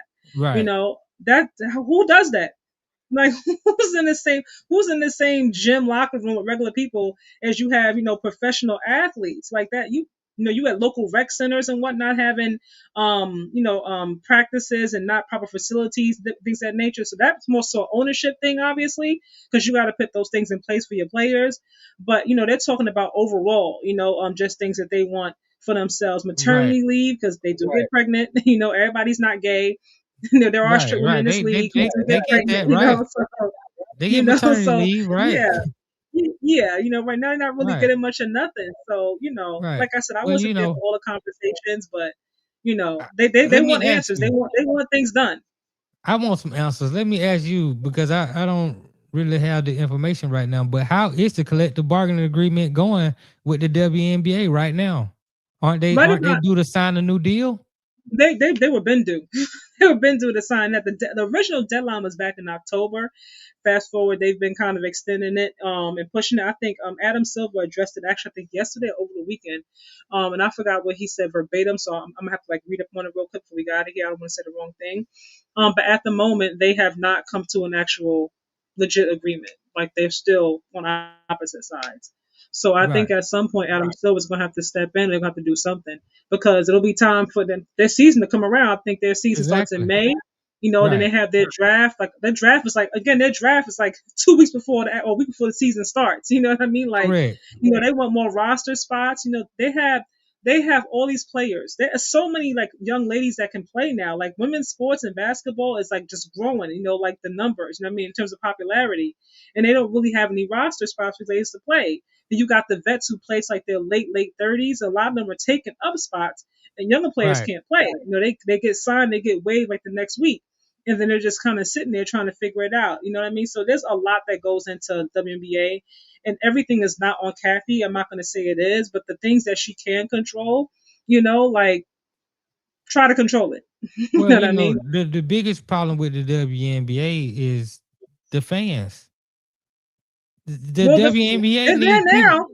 now. Yeah, but every team is not. You got the Indiana Fever. They're doing really great with Caitlin Clark, but all these teams are not Liberty is doing doing good too. right. The Liberty is Liberty, doing good. Minnesota. Hmm. Right. I believe is Dallas. I think Phoenix. Dallas might be doing well. Yeah, but these teams need the fans to support them. if the fans create all the leagues, that's what fans need to understand. You are the real true owners of the league. Without your dollars, these leagues don't work. Without your dollars, these players don't get the 20 million, the $200 million contracts. These women are not going to be able to get the things they want if the fans are not putting dollars into the product. You have to make money in order to be able to allocate some of this money to them. It's going to be very difficult for them to get the things they want when the WNBA loses money every year. It's just not when it comes to business, it's just impractical. So, but what they need to do a better job of marketing the NBA. Here we go. And one thing I've always said, which it seems to be frowned upon, when it comes to women in this country, controversy sells. You know, for whatever reason, the housewives of Atlanta, the housewives of Houston, or wherever, New York or whatever, I think it's all trash. But guess what? They get the ratings. People watch. People want to see women being messy, and I think the WNBA needs some of that. I think part of the reason why Caitlin Clark and Angel Reese were able to put a lot of eyes on the product is because you saw two women in college who were being messy. And you were like, I want to be a part of that. I want to see that. Black and white as well. Right. And black, that plays a big part of it. That's the biggest part of it. Because in the WNBA, unlike the NBA historically, a lot of white girls are really good in WNBA. You know, they're just as good as the black girls, if not sometimes better. So you're gonna always have a situation where it can be black and white. But whatever the case is, it just needs to be a little bit of drama involved in it. Well, if you watch this season, there was plenty of drama. Yeah, there's plenty of things that took place. Yeah, but they need on the court. Oh yeah, but that was the fans doing the dildos. No, I'm just saying. If one of the girls came in with a dildo and pointed at another, that would be like, oh, what's going on? There's quite a few things that happened. You think about the fight that took place with Sophia when Sophie Cunningham when she was taking up. Caitlin Clark against JC Sheldon. I mean, she kind of headlocked her and knocked her down. Right, there was a lot that went on. With Nafisa, when she got hurt, and then her coach got escorted out. Because she Alyssa Thomas, who was my MVP, by the way. The way she people kind of blaming her for her injury. So Kalia Copper, her wig, came out in the middle of the game. Like there was a lot of things that happened. A lot of things that happened. Then you had the Studbuds who had their podcast, kind of taking over the whole league. For me, they're actually a lot of fun. You know what I mean? If you really watch them, you got to see Kathy Engelbert dancing. And at the little party they had there also. I said, let me find out Kathy letting her little hair down and having a good time. And you had the Becky Hammond story. Yeah. When she traded old girl because she got pregnant and all. See that these kind of stories need to be. They dropped that now. Both sides they But it was a talking point. It was something that should have been brought more to the forefront. But that's what I'm saying. And there goes the ESPN part of it and whatnot, because they don't want to cover anything outside of Caitlin Clark. You know what I mean? Caitlin Clark had 35 points. She had 10 assists and 10 rebounds. But there's so many other things that go on. If they would actually talk about it, you might bring more awareness and people might actually care more, but they don't want to talk about it. I agree. I think a lot of times these networks are afraid to talk about it because anytime you talk about anything involving women, it's a very sensitive topic. And as a man, you have to be on eggshells because if you say anything that is halfway controversial, oh, he don't like women or he don't like black women or he don't like, we need to sell the sport and we need to sell this drama. We need to sell this controversy so you can put eyeballs on these characters and on these games. And you like somebody or you don't like somebody, so you want to see them lose. But it's so hard, definitely for a man to talk about, well, she got pregnant during the season, and what do you think? And some man says, well, she should be better, but she's a woman, and then you got people attacking them because he has an opinion on a woman. I think women topics right now are is very sensitive, and as a man talking about some of these subjects, they have to be very, very careful, or they get put in a category of he's chauvinistic or he don't like women or he's this way or he's that way, when really I'm just trying to sell the game, you know. So Well, the ladies want to be treated with respect. They want their talent to do the selling. From forward. They don't want to be like, I think Shaq. When he was on Angel Reese's podcast, he was saying ladies, they should dunk in these little like shorts or whatever have right, you. Like a lot of them, like there are some who are straight. There are some who are not. They're not right, going to go out there dressed like that. You know what I mean? Even the ones who are straight, like they want a ball. They're like, we can hoop. We want to be known for our talent, not necessarily for our, good looks, if you want to call it that, or our bodies. You know what I mean? But when it comes to the men, when I did hear the men talking about it, it was the ladies are jealous of Caitlin Clark and how talented she is. I'm just right, like, right, everybody's not jealous. And if I'm in the WNBA, I'm offended by that. Like, don't, just because they, I think a lot of times the way they market it, it's like the way they put Caitlin Clark to the forefront. Like the way they did it kind of diminished everybody else. Like, you can uplift one without degrading the other, and that to me was the part that was missing. It's like, okay, Caitlin Clark is so great, everybody else just be grateful. Like, don't stop hating on Caitlin Clark. right, Stop doing this. Like, other ladies, like, what are y'all talking about? Everybody's not jealous. A lot of us actually do like her, but y'all make it seem like we have all this animosity towards right, her. You got the gays supposedly who are against her because she's straight. They don't want correct. nobody straight in the league. So those kind of things are offensive, and it's not helping them, and it's not helping their league at all. Well, Asia Wilson did so many great things this season, and yeah, I kid you not. Whenever she did something that was great, they gave her like 20 seconds of talking right, time. Caitlin Clark has one good game. She's won nothing, respectfully, because she hasn't, and she right. gets 5-10 minutes of a segment. I'm like, come on, y'all. But that's what I mean. Like, I think that's the one area where they got it right. Like, it's okay that people don't like Caitlin Clark because she may be getting unfair attention. I That's don't think it's right to pin people against people. yeah, yeah, yeah. But that's what sells the game.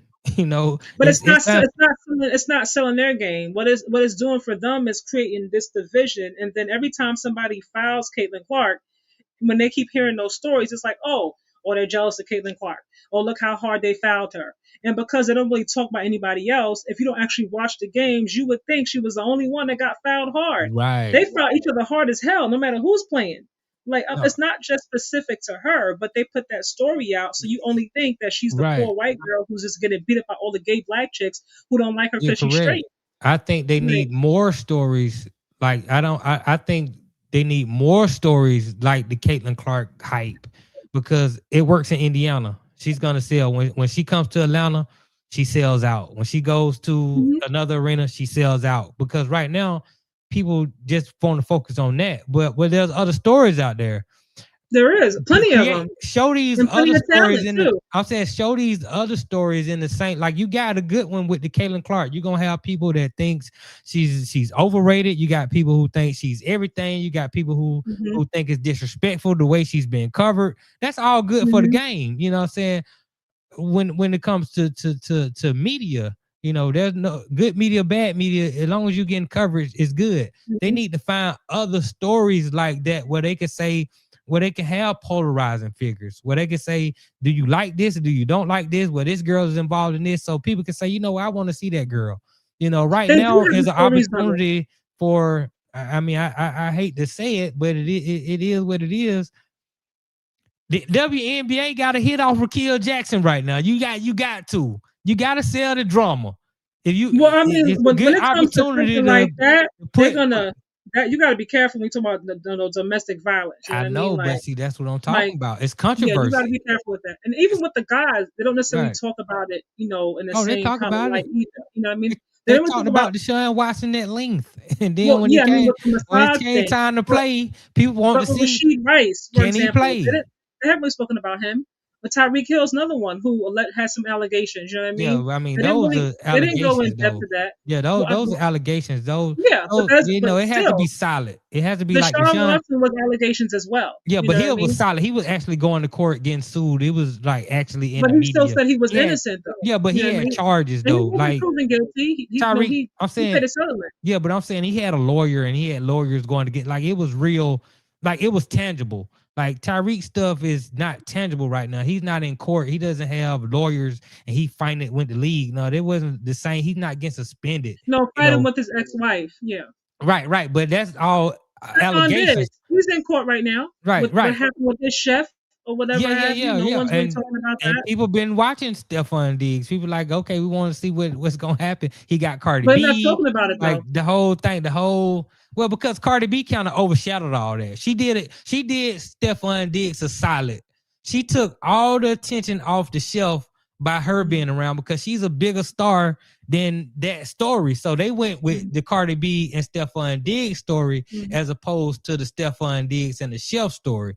They only can do one big story at a time. And Cardi B kind of helped them out by they're gonna focus on me and you instead of focusing on what happened with the Shelf.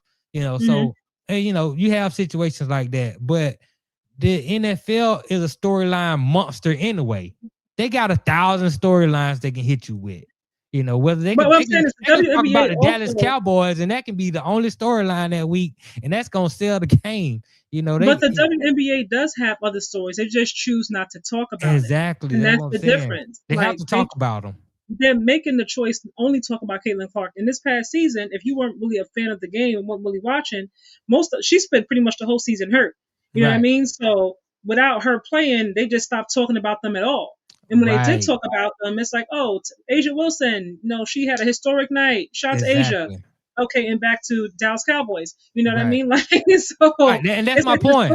The stories are there, like you just have to make the choice to talk about. They have to talk about these stories and these women. I don't know how open the WNBA and the women of the WNBA are to them talking about some of these stories, some of the more controversial stories because like I said, when it comes to women, it's different than men.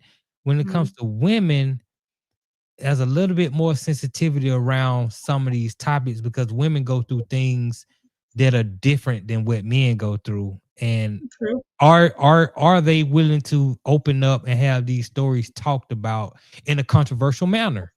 It might not be something that you like to hear. It might not be something that you agree with, but if, for example, we talk about a Rakia Jackson and you put that out there, and then you're going to have some people who are going to say, well, she's this type of woman and she deserves whatever she got. Well, that's a lot of people are going to disagree with that, but you're going to have some people that are going to agree with that, and it's going to be a thing that's talked about. And now we got to see if she can ball. And at the end of the day, she reminds me of a young female KD if you watch her play to me. Right. I know she can ball. Yeah. I know she can ball. I don't watch the ball, but the casual fan follows storylines. And that's what sports is all about. It's about storylines. They want to.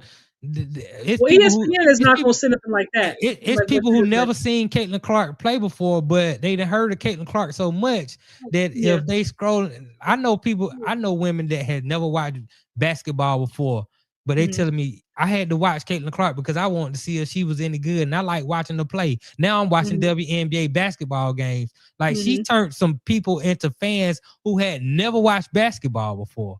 And I think it can be other women. You can tell a lot of her fans haven't watched it based on the comments that they put. I'm like, clearly you don't watch basketball. Correct. Let them tell it. They like I'm Caitlin Clark. She should just retire because of her treatment. They're treating her so awful. The ladies are all jealous of her. She should just go away and just start her own league. And I'm like, y'all don't watch basketball. Right. Like they just be saying whatever. I'm like, she gonna start her own league with who? Who's going over there? She'll play by herself. Exactly. But like she should go overseas. I'm like, she can't handle the physicality over here. Yeah. I told her to go overseas. But hopefully, the WNBA and the NBA, Adam Silver, he can get everything in order for, and both leagues can start to thrive because honestly, the NBA is almost getting to a point where it's unbearable to watch. It's never been this bad to me.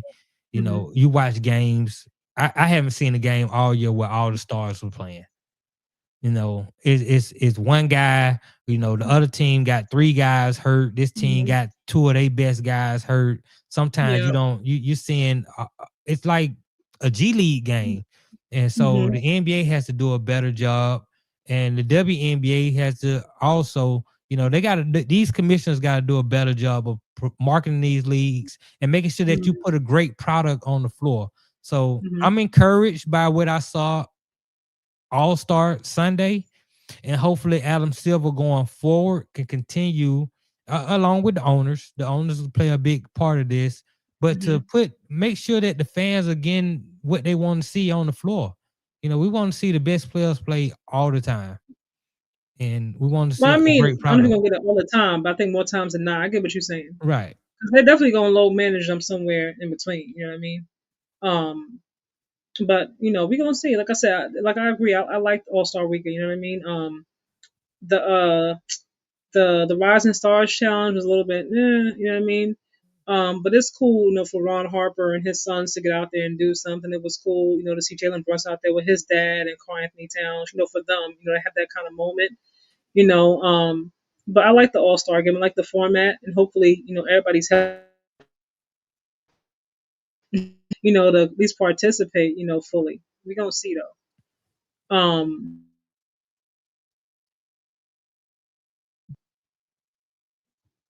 All right, I saw this and I was like, y'all gotta be playing me.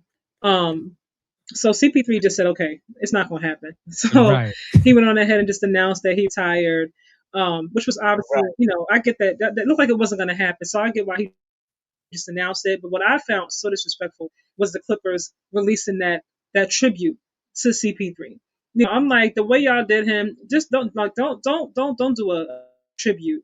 Like, come on, like the way you just got rid of him like that. Just be quiet. Like, just get rid of him. You didn't like him. You didn't want him there. That's your choice. But don't play in my face and give me no tribute. Like, oh, we're so thankful. We wish you the best. Yada yada. That was so fake and BS to me.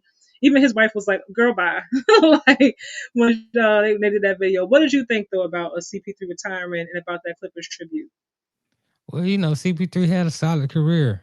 I had no problem with the tribute because he played with the Clippers a lot of years before. I mean, he went to a few teams in between, but I mean, he was a Clipper. He had some great years with the Clippers. Every journey comes to an end. Sometimes you don't get to retire the way that you want to retire. I think inside that Clipper organization, they lied to it. It's a lot of liars. People not telling the truth. Because if you go to a man, you heard the report said one thing. And then you go to the people and they say, oh, Lawrence Franks, CP3 was a great guy and we loved him here.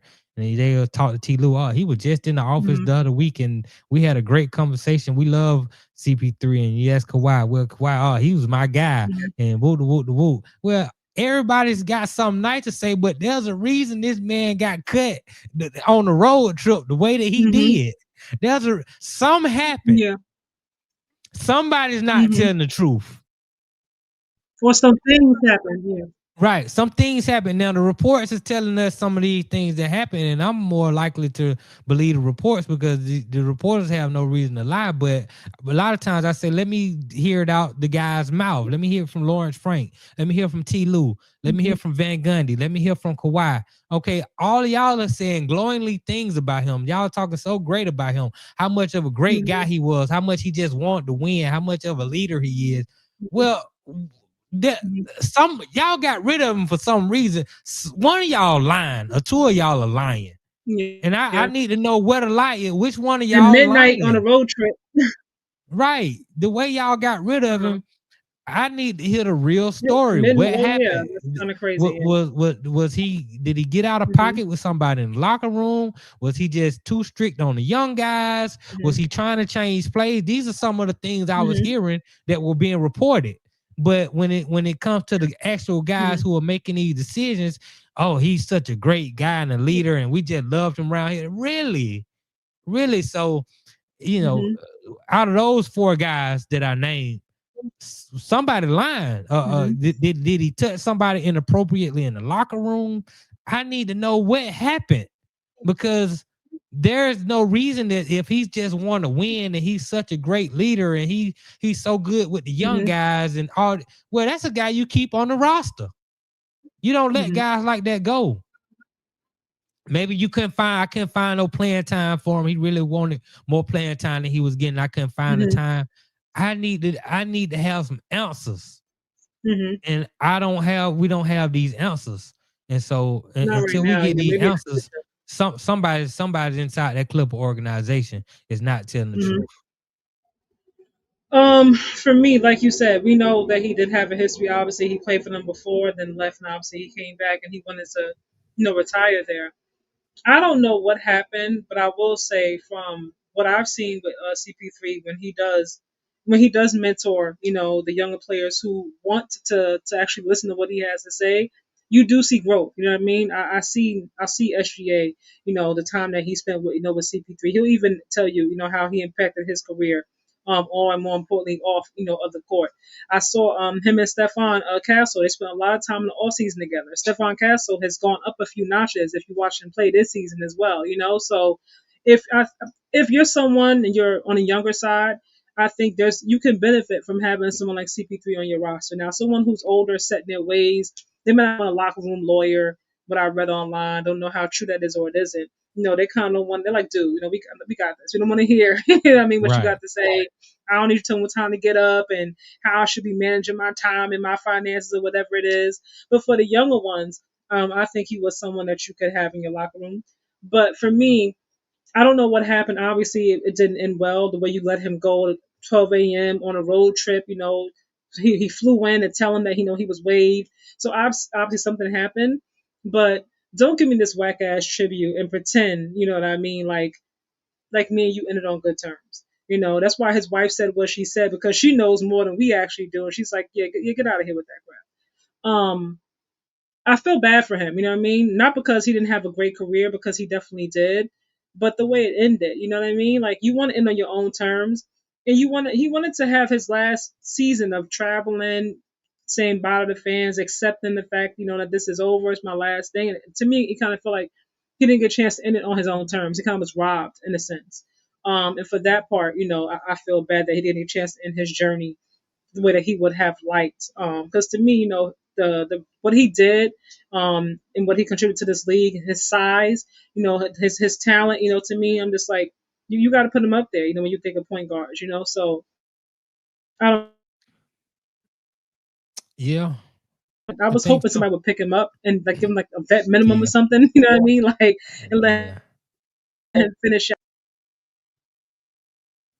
Yeah, I think sometimes you just find out the hard way what the league really thinks about you. And he found out the hard way. He thought that he was on the level of the guys who the league actually respects on the highest of orders, like the D Wades, like the LeBrons, Dirk Nowitzki, those kind of guys. And the league showed him like, nah, we don't respect you that way. Like, you were great. We appreciate everything you did for the game, but nah, you can go on and we cool. So I think, for CP3, I think he really believed he was one of those guys. He found out the way Carmelo Anthony found out, like, oh, I'm not one of those guys. Now you on that next tier. Like, you're not the Kobe Bryant. Like, no, like, these guys gonna get treated a little bit different on their way out. You on that next tier of guys that we appreciate what you did, but adios, and we moving on to the next one. And then it's unfortunate that you thought you was on that level, and we're gonna get the kind of respect that they garner, but you don't. And so, unfortunately, CP3 had to find that out the hard way. But he had a great career. I mean, he is one of the best point guards to ever play, and he's the first ballot Hall of Famer. And I look forward to seeing what he does in the next stage of his career, whether it's be TV, whether he gets a podcast, or whether he coaches. I think he'll be an excellent coach. So we'll see. I wish CP3 the best. I always liked the Yeah, CP3. I can see that. Ever since his high school, the first time I seen Chris Paul, he was playing in the high school game, and his grandfather had passed away, and his grandfather died at the age of 61. And CP3 played in the high school game, and he wanted to score 61 points because that was how his granddad was. And he got to the free throw line. He had 60 points, and he I'm hit the listening first. to you. Continue. I'm trying to And he find some. and continue he got listening. okay. He got to the free throw line and he hit the first free throw that gave him 61 points, and he missed the second one on purpose so that he can end the game with 61 points. And I was like, you know what? I like that guy, and I'm gonna root for that guy for the rest of his career. And I've been a supporter of CP3 since he was in high school. So yeah, I like CP3. I like the stuff he's made of, and I look forward to seeing what's next in the chapter of Chris Paul.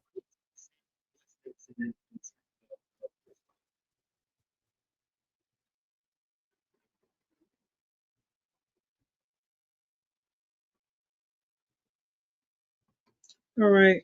For me, I wonder if he had won a championship, like if he had a ring, you know what I mean? Him or Carmelo, both of them, would that have been different in terms of like how, like the treatment that they got on the way out? Because they didn't win. So I wonder, people Right. that you mentioned, they have rings. Even if they just have one, they still have a ring. I wonder if Mhm. that would have given them a little bit more respect, in terms of what they brought to the league and their contribution, to it.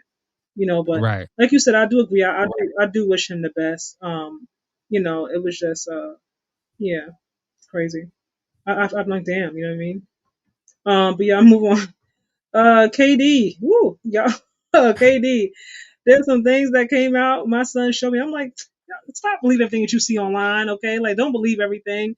But like I said, I know KD's had some burner accounts in the past and things have come out. So maybe, just maybe, this might be. I'm gonna see if I can find the video real quick. I just wonder, how they looking at him in the locker room now. Like if you Alfred Sangoon, are you giving him a little bit of the side eye when he come in there now? Yeah. I wonder. It was reported that some people in Houston on the Houston staff had a conversation with KD about his burner accounts and about his tweeting and how it was being taken negatively in the locker room, and it didn't sit well with KD. He didn't really like what they was telling him, but they were asking him, "Hey man, you need to cut that out." So KD, he loves Twitter. He got two accounts. He got his real account, then he got a burner account that he tried to hide behind. And it's so funny that he's had burner accounts for a lot of years, and somehow the mask always comes off. Like, keep the mask on. How do they keep finding out that this is your burner account? It's supposed to be in disguise. I don't know. Maybe Katie is getting caught on purpose. That's what it's starting to make me believe. Hold on, I'm gonna show you.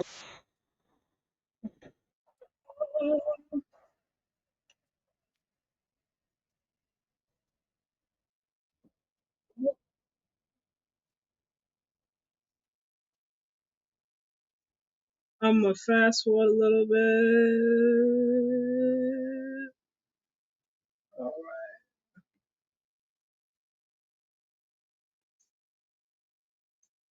Into KD's shady drone investments. A guy tells Durant, "Hey, I hope you tear your Achilles again tonight." So toxic. But then the allegations. User Ryan posted group chat photos with KD's burner, which he uses to trash teammates and make crazy comments. On current Rockets teammate Alperen Sengun, he says, "Coach called that play to pass to Alpi. Well, I'm gonna turn the ball over with this team. I don't give a F. Your franchise player can't shoot or defend. That is a way bigger issue than my turnovers. And remember, these guys are your future." Wow. KD's supposed to be a leader to these young players, and this is how he talks about them. But there's more. "I can't trust Jabari Smith Jr. to make an effing shot or get a stop. Just don't give him a technical free throw, to be honest. He is low-key retarded." Okay, that sounds impossible for him to actually say. There is no way he would say that about a teammate without being a bad person and teammate himself. It could kill the Rockets. And oh, by the way, apparently he doesn't even believe in his current team. Hornets got better young players than the Rockets. Me on the Hornets is better than me on the Rockets. He's also sick of fan favorite Steven Adams and thinks teammate Clint Capella should just retire. Like, forget the playoffs, okay? If your best player does not believe in your squad at all, you're not winning a thing. This is such a big deal. Proof is needed, and we will get to that. But after the initial leak, the floodgates opened. Other people started posting screenshots And the comments go back to his days in OKC. On the Suns, he said it's Booker's team when they win and his team when they lose. And he misses two teammates. First, Ben Simmons, because at least he would pass him the ball. And also James Harden, because he's a good dude. I mean, a bit delusional, but I understand him. And yeah, that sounds pretty accurate about James Harden. But on the Warriors, Durant allegedly says that he started holding Steph accountable in film sessions, and people would look at him all crazy. Which people? Well, apparently Steve Kerr. Because since Michael Jordan punched Steve Kerr in the face in the 90s, he doesn't even mess with dark skins. And apparently that's why he loves Steph, but gives Draymond and Kevin Durant a hard time. Kind of hilarious. So is his nickname for Russell Westbrook, allegedly. In a discussion about stats, the burner says that Kyrie was not competing with him, but that light skin, maybe Steph, and the triple-double cocaine bear was. Wow. So this is all wild. And by the way, that's just the tip of the iceberg. There's a lot more. But we have to see the proof, right? This could affect how people. All right. A bit delusional, but I understand him. Oh my goodness. Oh man. What do you think? Do you think that this could be KD? I mean, it could be KD. I mean, KD is, to me, he's the greatest role player to ever play. You know, I put him right there above Scottie Pippen as the greatest role player to ever play. He's not a leader. He's never led a team anywhere. You know, and a lot of people, they hate to accept that fact. This is why I don't have KD in like my top 10, you know, maybe top 15, but I mean, I probably have him somewhere in my top 20, top 25, because I can't put him above guys that led teams, you know, and put up numbers. Definitely when I have to nitpick, he's never been a leader. That OKC team that got to the finals with KD, that was Russ' team. KD wasn't the leader of that team. Russell Westbrook was the leader of that team. When he went to Golden State, you know, that's Steph's team. You know, Steph is the leader of that team, him and Draymond. When he went to Brooklyn, he was supposed to go to the Knicks, but Kyrie was like, I'm going to Brooklyn.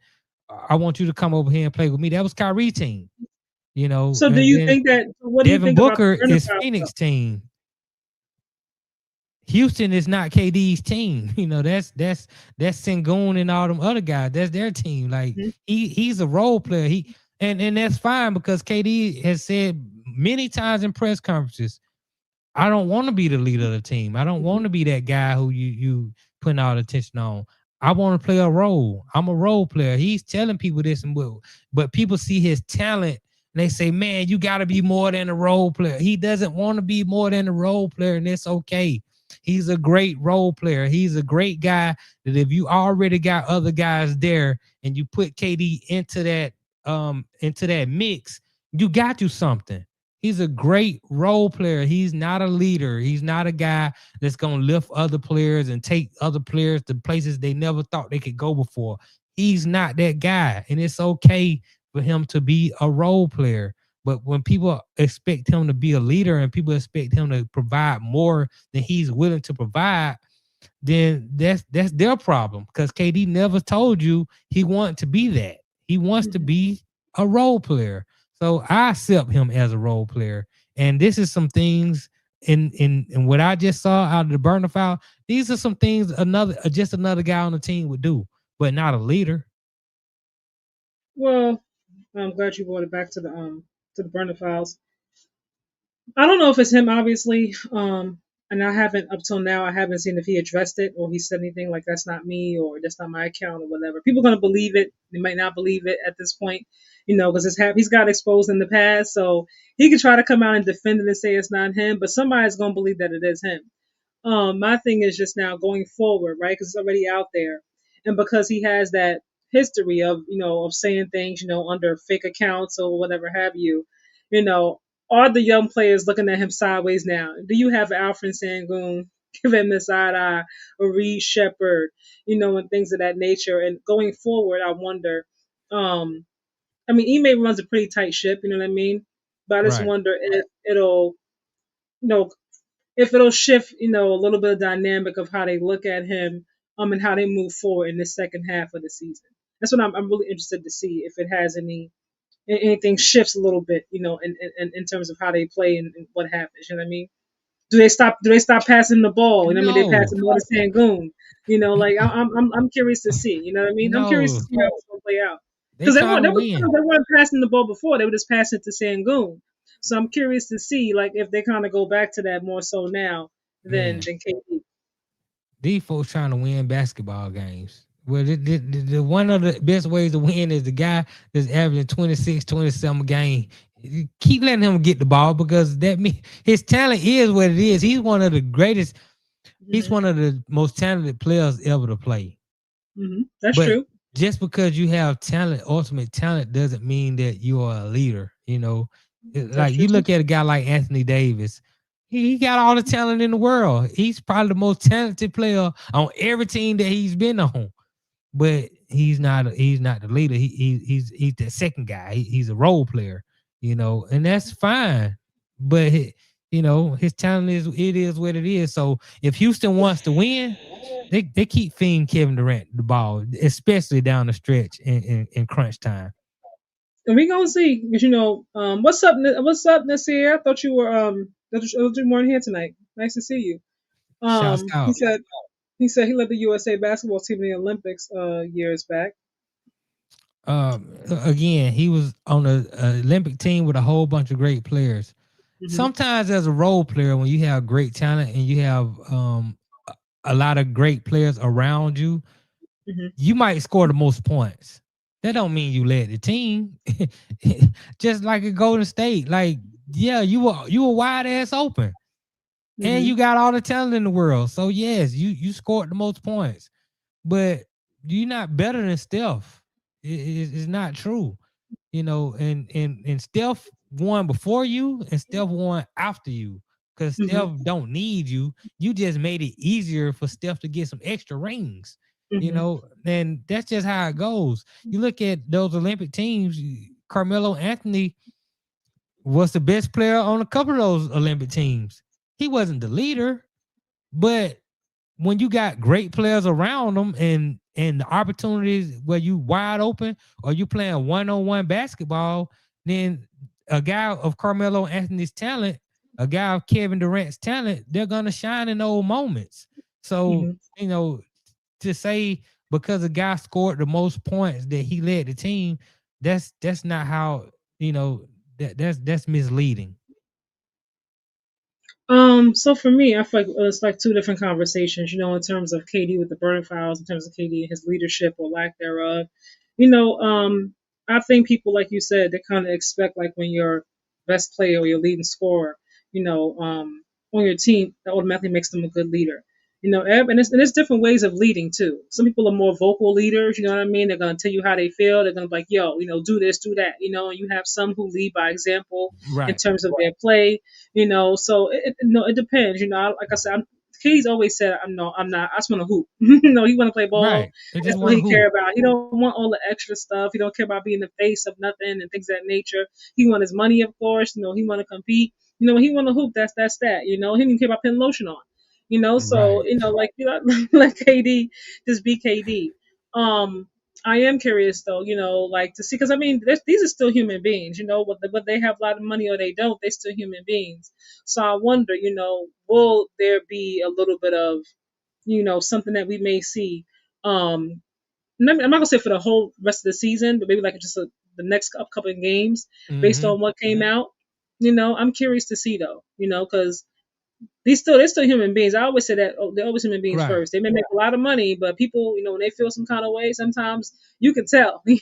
Like Oh yeah. people sitting on one side of the bench, you on the opposite side of the bench. They're not really talking to you. They're kind of looking past you when you talk to them. You can kind of see it's a little bit of something there. You know what I mean? So I'm just curious to see. And I'm wondering if he's going to speak on it. Actually, I'm curious to see if he's going to say something about Yeah. I mean, I think it's like I said, this is one of those stories. It's another story that the NBA has. it. And now it makes you want to see if the Houston Rockets are gonna treat KD a certain kind of way. So now you gotta tune in. I mean, You I know, was watching before that. I mean, I know So you were watching yeah. before, but I'm saying like they're gonna have some extra attention paid to them because Yeah. people want to see this drama. You know what I'm saying? Is KD teammates gonna feel a certain kind of way? How they gonna approach this situation? So I also look forward to it. But if Houston Rockets want to win, you got to get the ball to one of your best players, and KD is still one of their best players on the team. I don't think the Houston Rockets are true contenders because I think them losing Fred VanVleet in the offseason to the ACL injury was huge. Mm-hmm. But I think they're still going to be a good team, and in the playoffs, somebody's got to go beat them 4 times. Mm-hmm. They're not going to Yep. beat themselves. So I look forward to the rest of the season. This Yeah. playoff run. Those teams. From 10. Well, I may and even 11 up to who's going to make that play in and who's going to make that push to get in the playoffs. A lot of people don't give Adam Silver credit for that, but he's responsible for the play in. If you want to put it on the commissioner, he's responsible for that. And I think the play in is good for basketball because it caused those lower teams to compete a little bit more because even they're not out of it. They can get into a 10th spot and they can get hot at the right time. They can get healthy at the right time and they might can make a playoff run. So I think Charlotte might it's be in good that for basketball. play-in situation this Charlotte year. is playing really well as of I recent. think so. Over the past month, Charlotte has been playing really good. People got to watch out for Charlotte. I would have named them my dark horse earlier. Yeah. I would have named them my dark horse earlier, but I just don't see. I see them being in the playoffs, but I don't see them making a real push for the Eastern Conference Finals, even though the East is wide open.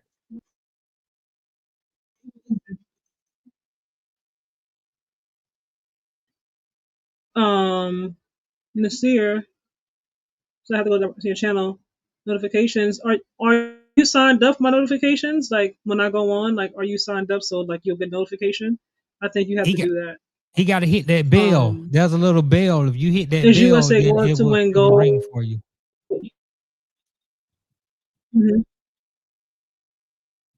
No, go Is ahead. USA going to win gold in the World Cup in Berlin? Germany, do y'all like the roster? I haven't really the wrong person to ask that question to. How you feel about it?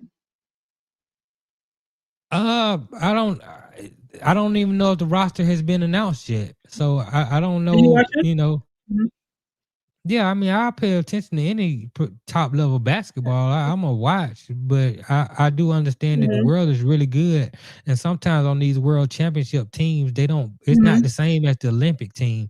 They're not gonna LeBron and those guys. They're not gonna Steph. They're not gonna put the best players on there. They're gonna put really good players on there, and those really good players are trying to hopefully earn a spot to the next Olympics that's going to happen in 2028. So I think it is a time for you to start acclimating some of these young guys because I don't know if KD, LeBron, and Steph and some of those guys, I don't think they're going to be around for 2028. So it's time to start getting, your next wave of NBA players who are going to be there for the Olympics. Go ahead and get them acclimated to world play because it's a little bit different than playing NBA basketball. So I do look forward to watching the and maybe he's talking about he may not be talking about the world championships. Maybe he's talking about the World Cup, it's meaning football.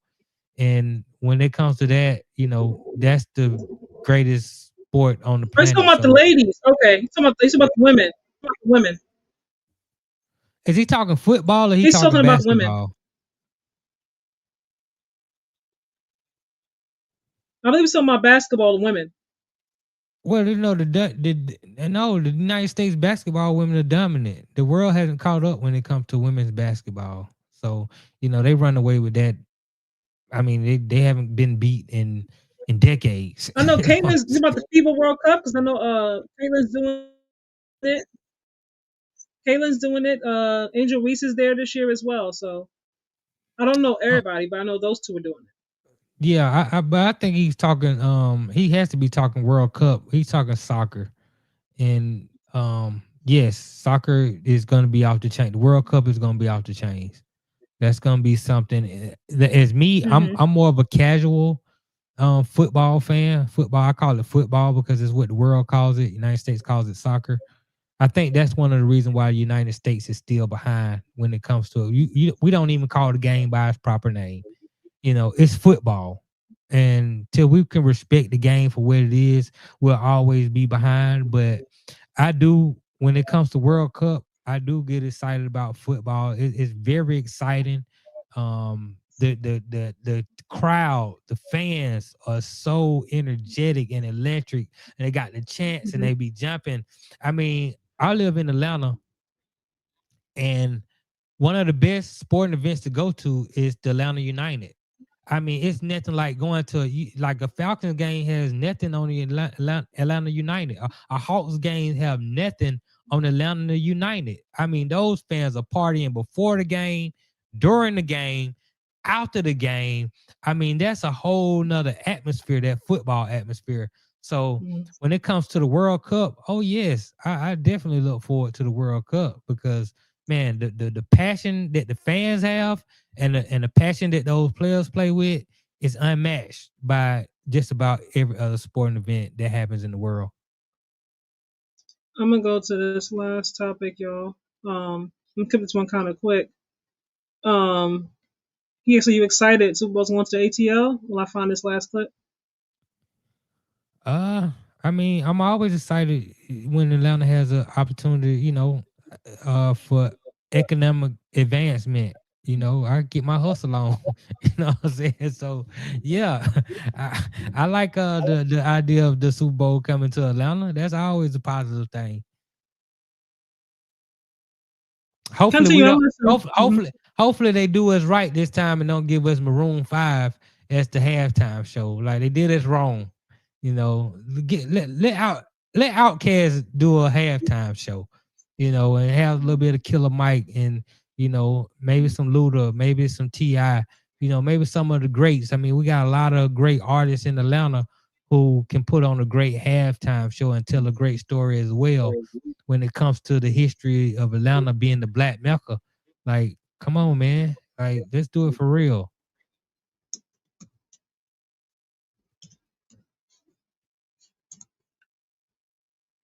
I'm looking for something, but I hear you. So yeah, we good with Atlanta being the host of the Super Bowl. I mean, it's a great time. You just gotta stay out of trouble. We had the Ray Lewis situation down here one year. Just don't stay out nobody. Just stay out of trouble. Magic City right there.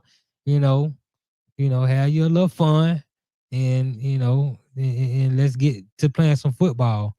But Atlanta is always a great place to host a big event like a Super Bowl or something like that.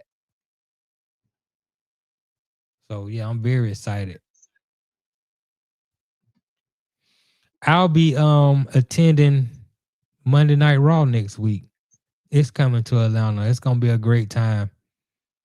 Anytime WWE comes to Atlanta, I enjoy being at the event. And man, it's just electric. It's just a whole nother. WWE is another thing that is just it's just a great event to attend. And so I look forward to having my sign and being at WWE next Monday for Monday Night Raw as we on the road to WrestleMania. Always good times. Oh yeah, I'm gonna play this last one.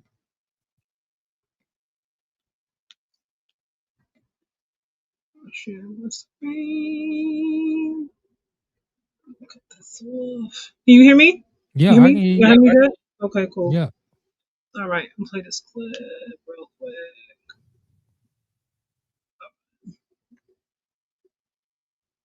I love it. What? They are so funny. And I was like, and then that.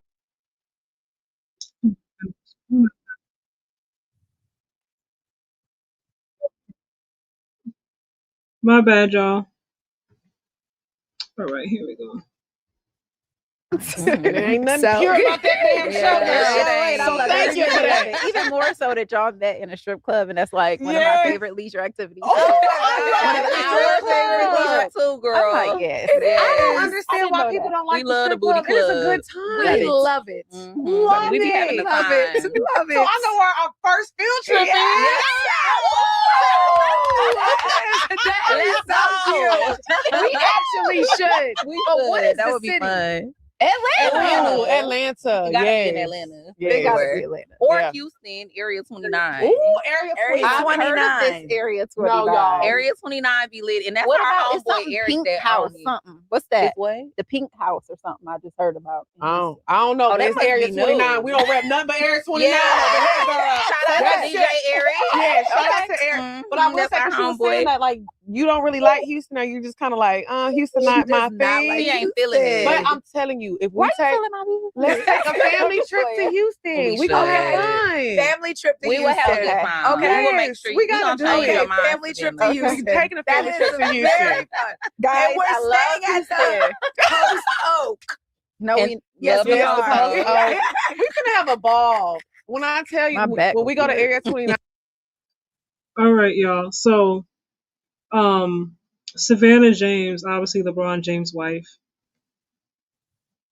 talking about her, she enjoys the strip club, you know what I mean? And this kind of rubs some people the wrong way because they're like, your husband is a billionaire.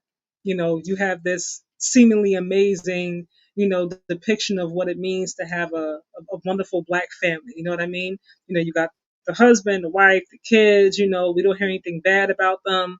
But it's like, why are you on this podcast talking about your love of strip clubs?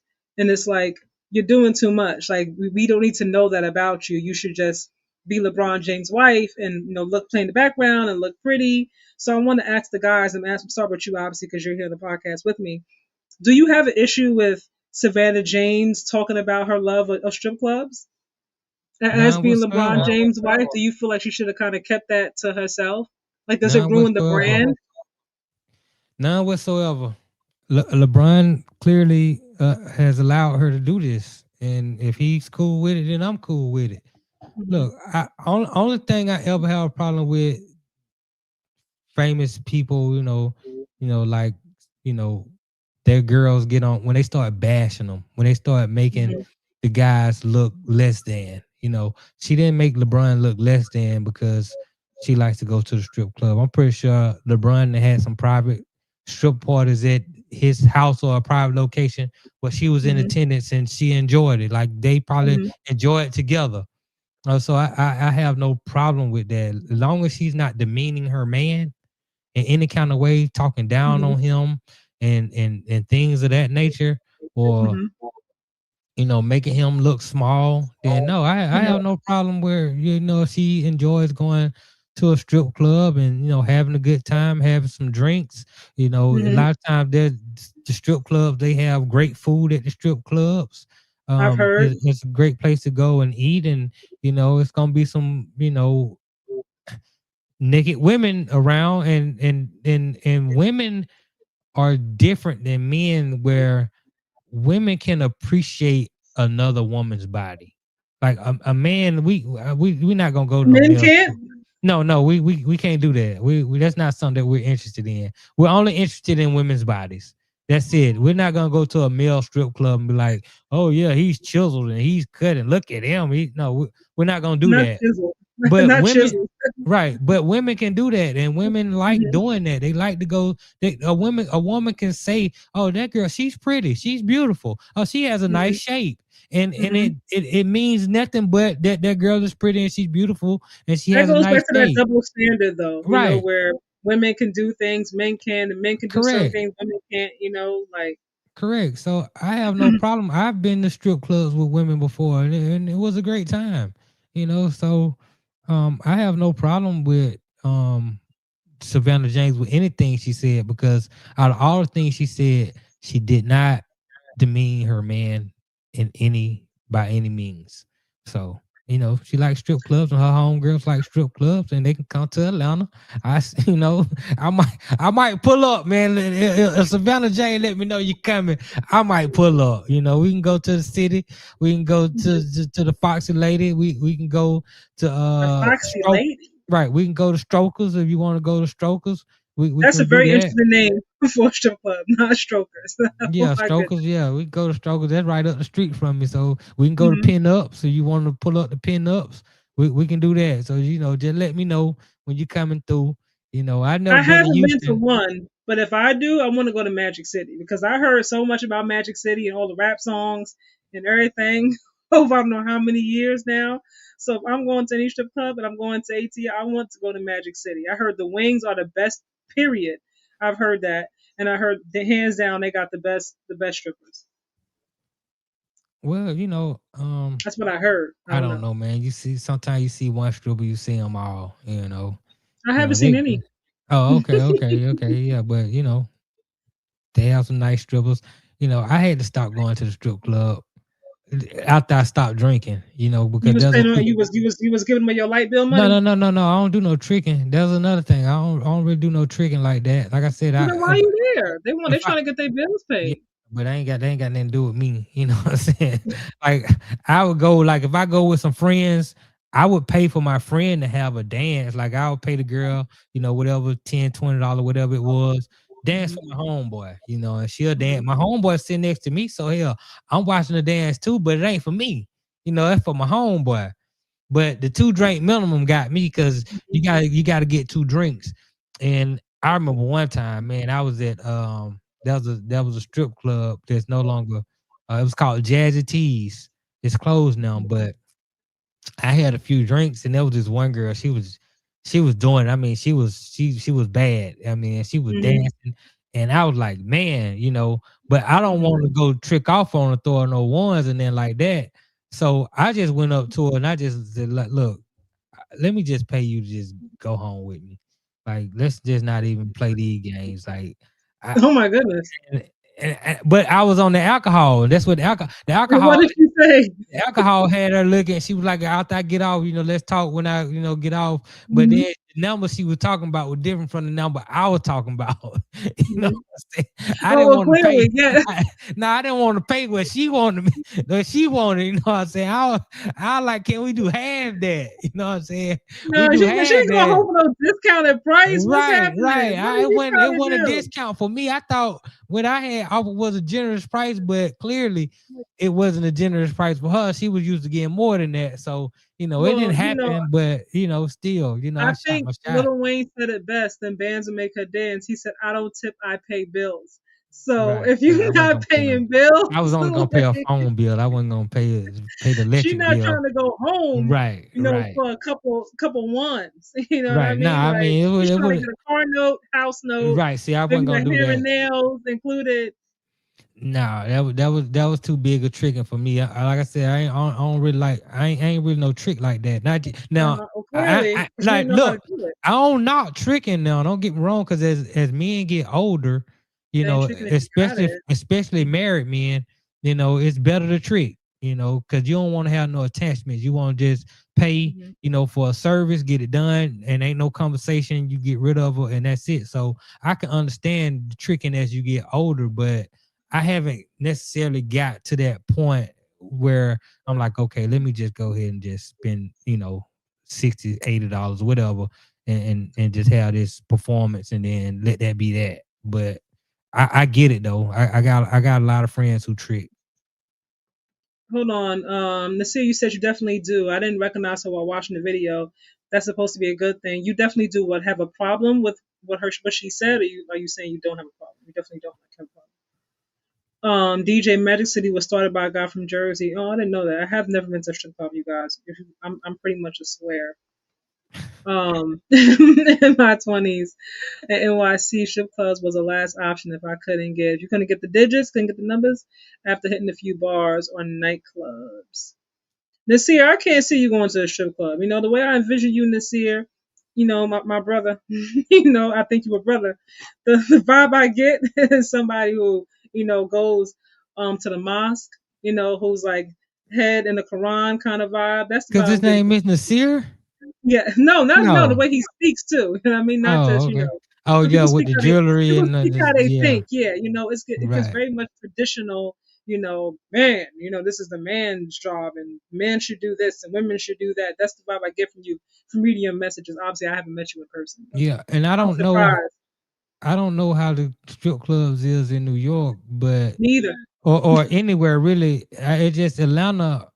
I've heard Atlanta they get butt naked, So I don't know if Too they get much. naked in other states, but in Atlanta they don't have anything on from the feet to the head. Like it just it's Wow. naked, So I hope that's that pH balance is on 200. well, I don't know what it's on, but the girls, You would, because you would smell.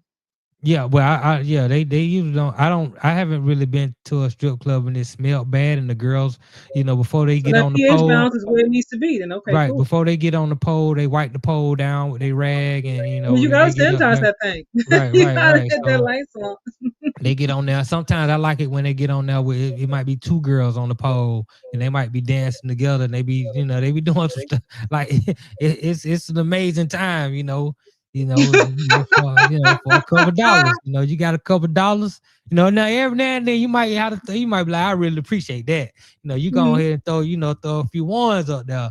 But I'm more I like the when I would go to the strip club, I like to have conversation with the strippers like on the one-on-one, so like we talk, or I pay for my partner to have a dance, but while you here, I'm trying to see where your head at, and it'd been a couple of times. They're trying to pay their bills. They're not there Yeah, to yeah. converse, dude. I mean, no, it's and been a have couple.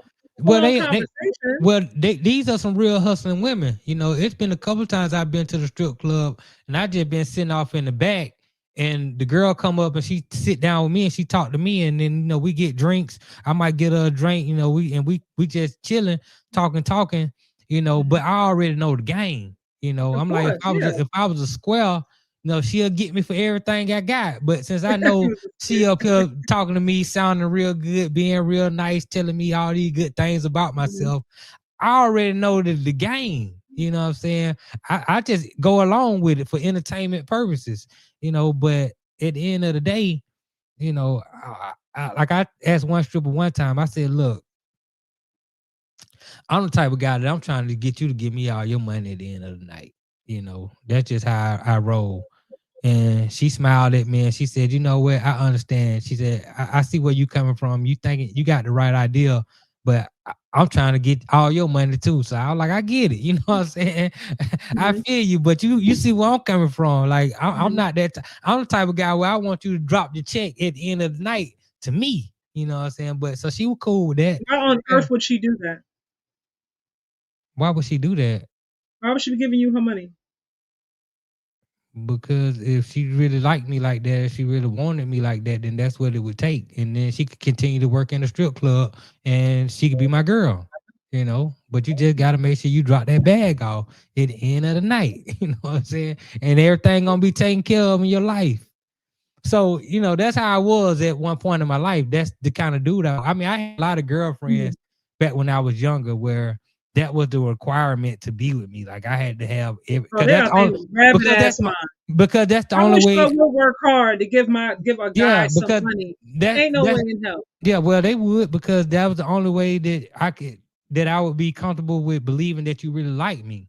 So the only way I believe that you like me is if you give me 100% of you. If you can't give me 100% of you, then 100% of me in terms of commitment, 100% in terms of my wallet, because everything. I need your life. You know what I'm saying? No. Yeah, that's how I'll be like, I need it all. You know what I'm saying? You go talk to somebody. Right. I mean, it's not gonna be for everybody, but no, it's not doing it for me. I had a lot of women. I had a lot of women like that, and they were some of the best relationships I had, And so what happened? Well, at some point, yes, they got tired of paying you. No, not that. It really it would be me, I'm the type of person, especially when I was younger, and maybe to a degree now, like I've always been very picky. If I see something that's a little bit off, if it's a little something that I don't like, it'll, make me pivot and go in a different direction.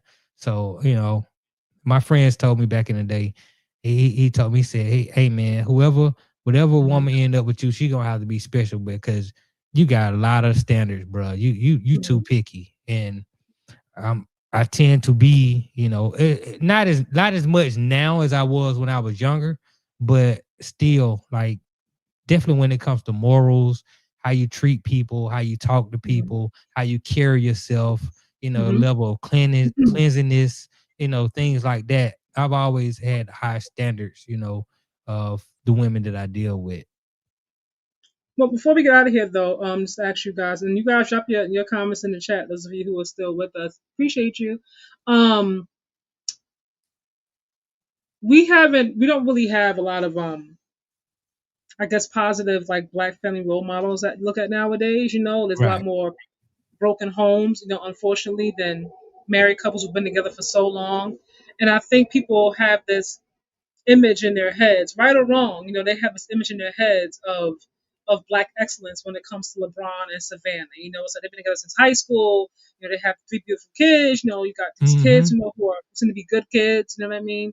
And all these different things. So when people hear, and it seems that men, you know, have an issue with women who get on podcasts or and these do interviews or have their own podcast, and it's like you have a man who's a part of the 1%. You know what I mean? Like, we don't. Why are you on a podcast anyway? Talking about anything. It doesn't have to be about strip clubs. It don't have to be about. It could be about decorating. You know, it could be about cooking. It's like, why are you even on the podcast? You know, like just chill, just play your role, just be happy with, you know, all the millions that, you know, you guys have garnered. Don't do anything to damage, so to speak, the brand.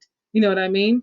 For me, I don't see why a woman, you know, who wants to have an identity, I guess, outside of her billionaire or multimillionaire husband should be offensive, especially if he supports it. You know what I mean? If he's Right. okay with, you know, her wanting to have a career or a podcast or travel, a traveling channel, vlog, whatever it is, if he's okay with it, the kids are not, you know, in any kind of trouble, you know, like, then what's the problem? But I see a lot of comments from men like, no, like, just, they always want to have all the shine. It's like, just be happy, be grateful, and be quiet. And I'm like, am I missing something? Like, what's the problem? Yeah, I don't get it. I mean, Savannah has a life, you know, and Yeah, kids are older now. Like, I mean, and Zuri's the youngest look, one, but you her know, and LeBron, they've been married for what, 20 some years now, maybe. You know, since I he don't know how been long they've in, been married. They've been you know, together obviously since way back when. right, But since marriage, high I'm not sure. school. Yeah, Right, so they've been together for over 20 years. yeah, it's been a hot minute. Yeah. LeBron knows that Savannah like to go to the strip club. And like I said, he probably been with her a couple times, or maybe I he would done imagine had so. some, Yeah. or maybe he had some sort of private party where they had some strippers come and they would, like, he's okay with that. And sometimes this is how you keep your marriage together. Mm-hmm. And so I'm perfectly fine with everything that Savannah has done. The lady she has been, she's been great, because at damn time have I ever heard her put down her man or put her man in a bad light. And as long as she's not doing that, then I have to believe that LeBron has okayed everything that she's doing, whether it's a podcast, whether it's going to a strip club, whether it's hanging out with the girls. As long as she haven't put her man in a bad light, I'm all for whatever Savannah James is doing. Not Diddy party, y'all. Mm-mm. I mean, I've heard rumors. We hear so many things, right? Right. I'm like, release the footage, or I don't want to hear no rumors. Right. Release the footage. I stay away from rumors. Nasir, we need more of our women to carry themselves like Coretta King, Martin Luther King's wife. Savannah disappointed with her response. She and LeBron supposed to be our royal couple. I disagree with that. They're not my royal couple. I think that's part of the issue too. Like, we sometimes, like, people, you have celebrities and people are like, well, you're supposed to be a role model, you know. And I think Rihanna said it best years ago. She's like, I'm not trying to raise your kids. Like, I'm not here to be a role model. I'm here to be an entertainer, and, you know, and sing and dance or whatever. But I'm not here to be who your kids look up to. That's for you to do inside your home and raise your kids, you know, the right way. To me, it's a bit of it's a two-sided coin, because whether or not you want to be a role model, you are. a lot of these young Right. men, young kids, they look up to you. You know, like you may not like that, but they do. They want to be like. They want to play like you. They want to dance like you, cut their hair, nails, whatever, like you. Right. Like that. That's a part of it. You can't. For me, that's why they always say like no wait. Was it? Because a lot of responsibility. Great responsibility, something like that. I'm paraphrasing. You know, like it comes with it. You can't have one without the other. But Right. I feel like for me, I'm not mad that such like the strip club. I mean, like I said, if her and LeBron do it together and he's okay with it in their marriage, you know, like then that's their business. They want to swing. They're a swing couple. And they're okay Whatever with they it, you want to know, do. then that's their business. Now I would say if they no, I would say because they are a brand, he's $1 billion brand. Certain things, I'm like, you know, be mindful of what you say in that podcast. If it gets too crazy, you know, then it's gonna be trending all over the place. This one was a little bit, you know, but it wasn't too crazy. If she did say something that was like a little bit maybe too frisky, too risque, you know, then it might change, you know, the dynamic of who we see them, and that could be something, you know, just keep an eye on Right. for At the end of the day, her. at the end You of know, come with the a day, king. You know, she's Savannah James. right. You know, At the end of the day, are you sticking with your man to death do you part? Are you gonna keep those vows? That's what I care about when it comes to marriage. Different marriages are different because the two people that involved are different. You know, like I said, if he cool with her going to strip clubs, then that's fine. As long as at the end of the day, her loyalty is to that man and his loyalty is to her, and they keep those vows from when they say in sickness and health, rich or poor, to death do us part. Honor that, honor that, and if they gonna honor that, then I have no problem with anything that they're doing in their marriage. It's not my business. It really doesn't matter to me. You know, that's their marriage.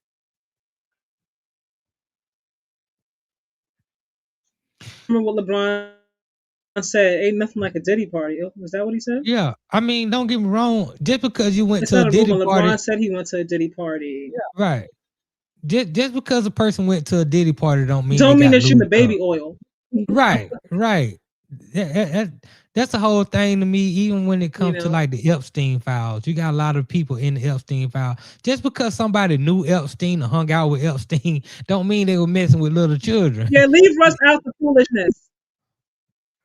I mean, a lot of people. It's a lot of people who are involved in the Y'all don't put Russ in foolishness. the foolishness. Right, just because okay, I knew a person knew Epstein, or he helped them out, or you know, like he was a rich person. He had a lot of people around him, you know. But that don't mean that everybody he had around him was touching little girls. Now, some of them did, but until you know who actually did what, then it's unfair to just because somebody's associated with them that they automatically said they've done these things.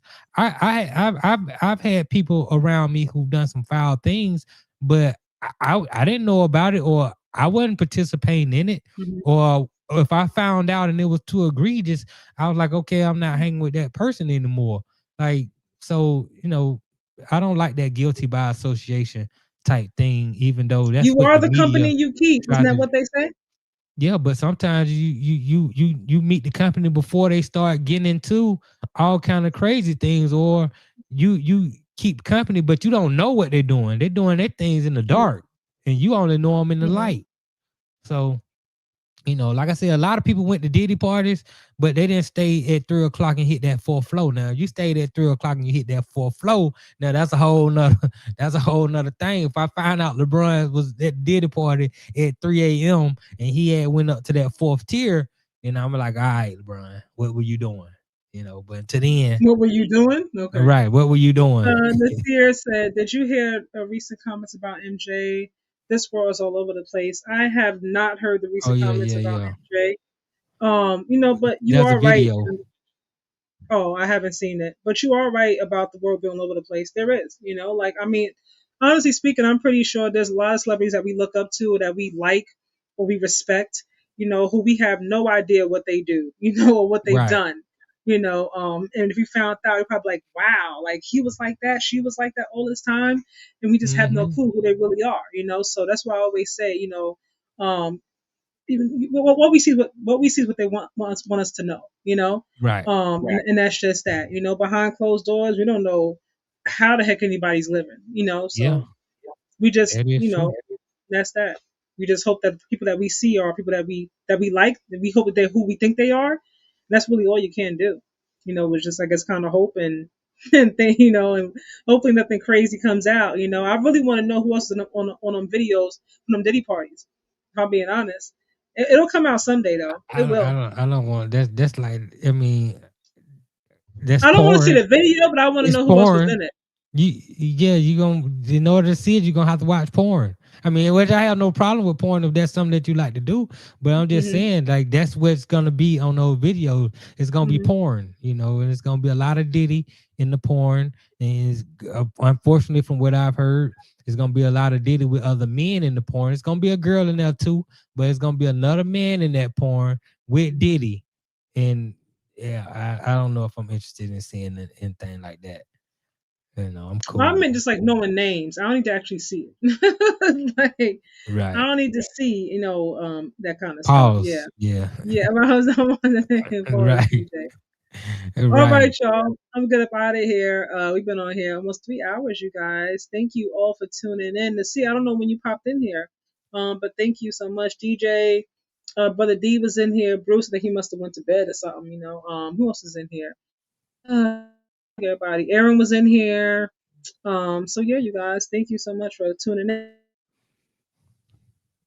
Yeah, shout out to the anything you want to say before we get out of here? Shout out to the people on Instagram who chimed in.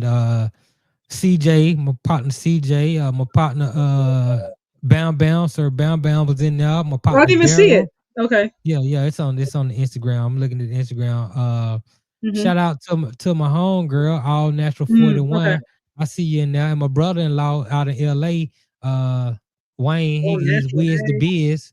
Yeah, so shout out to him. You know, shout out to everybody who was able to come through and support. We appreciate it for real. It's fun getting to, you know, tell these truths. You know, you might hear some stuff on here you ain't heard before. All right, you guys. Thank you so much for tuning in. We'll see you guys next time. Have a wonderful, wonderful week. Stay safe. It's warming up, y'all. It's warming up here in New York, so stay warm. You know, we warm I guess down here. We in the 60s. I'm happy it's shifting. Feel like springtime in the A. Come down here to the A, DJ. You say you want to come down here, man. Come down here, man. Okay. When you get down here, we might can hit the city. Might can hit Strokers or something.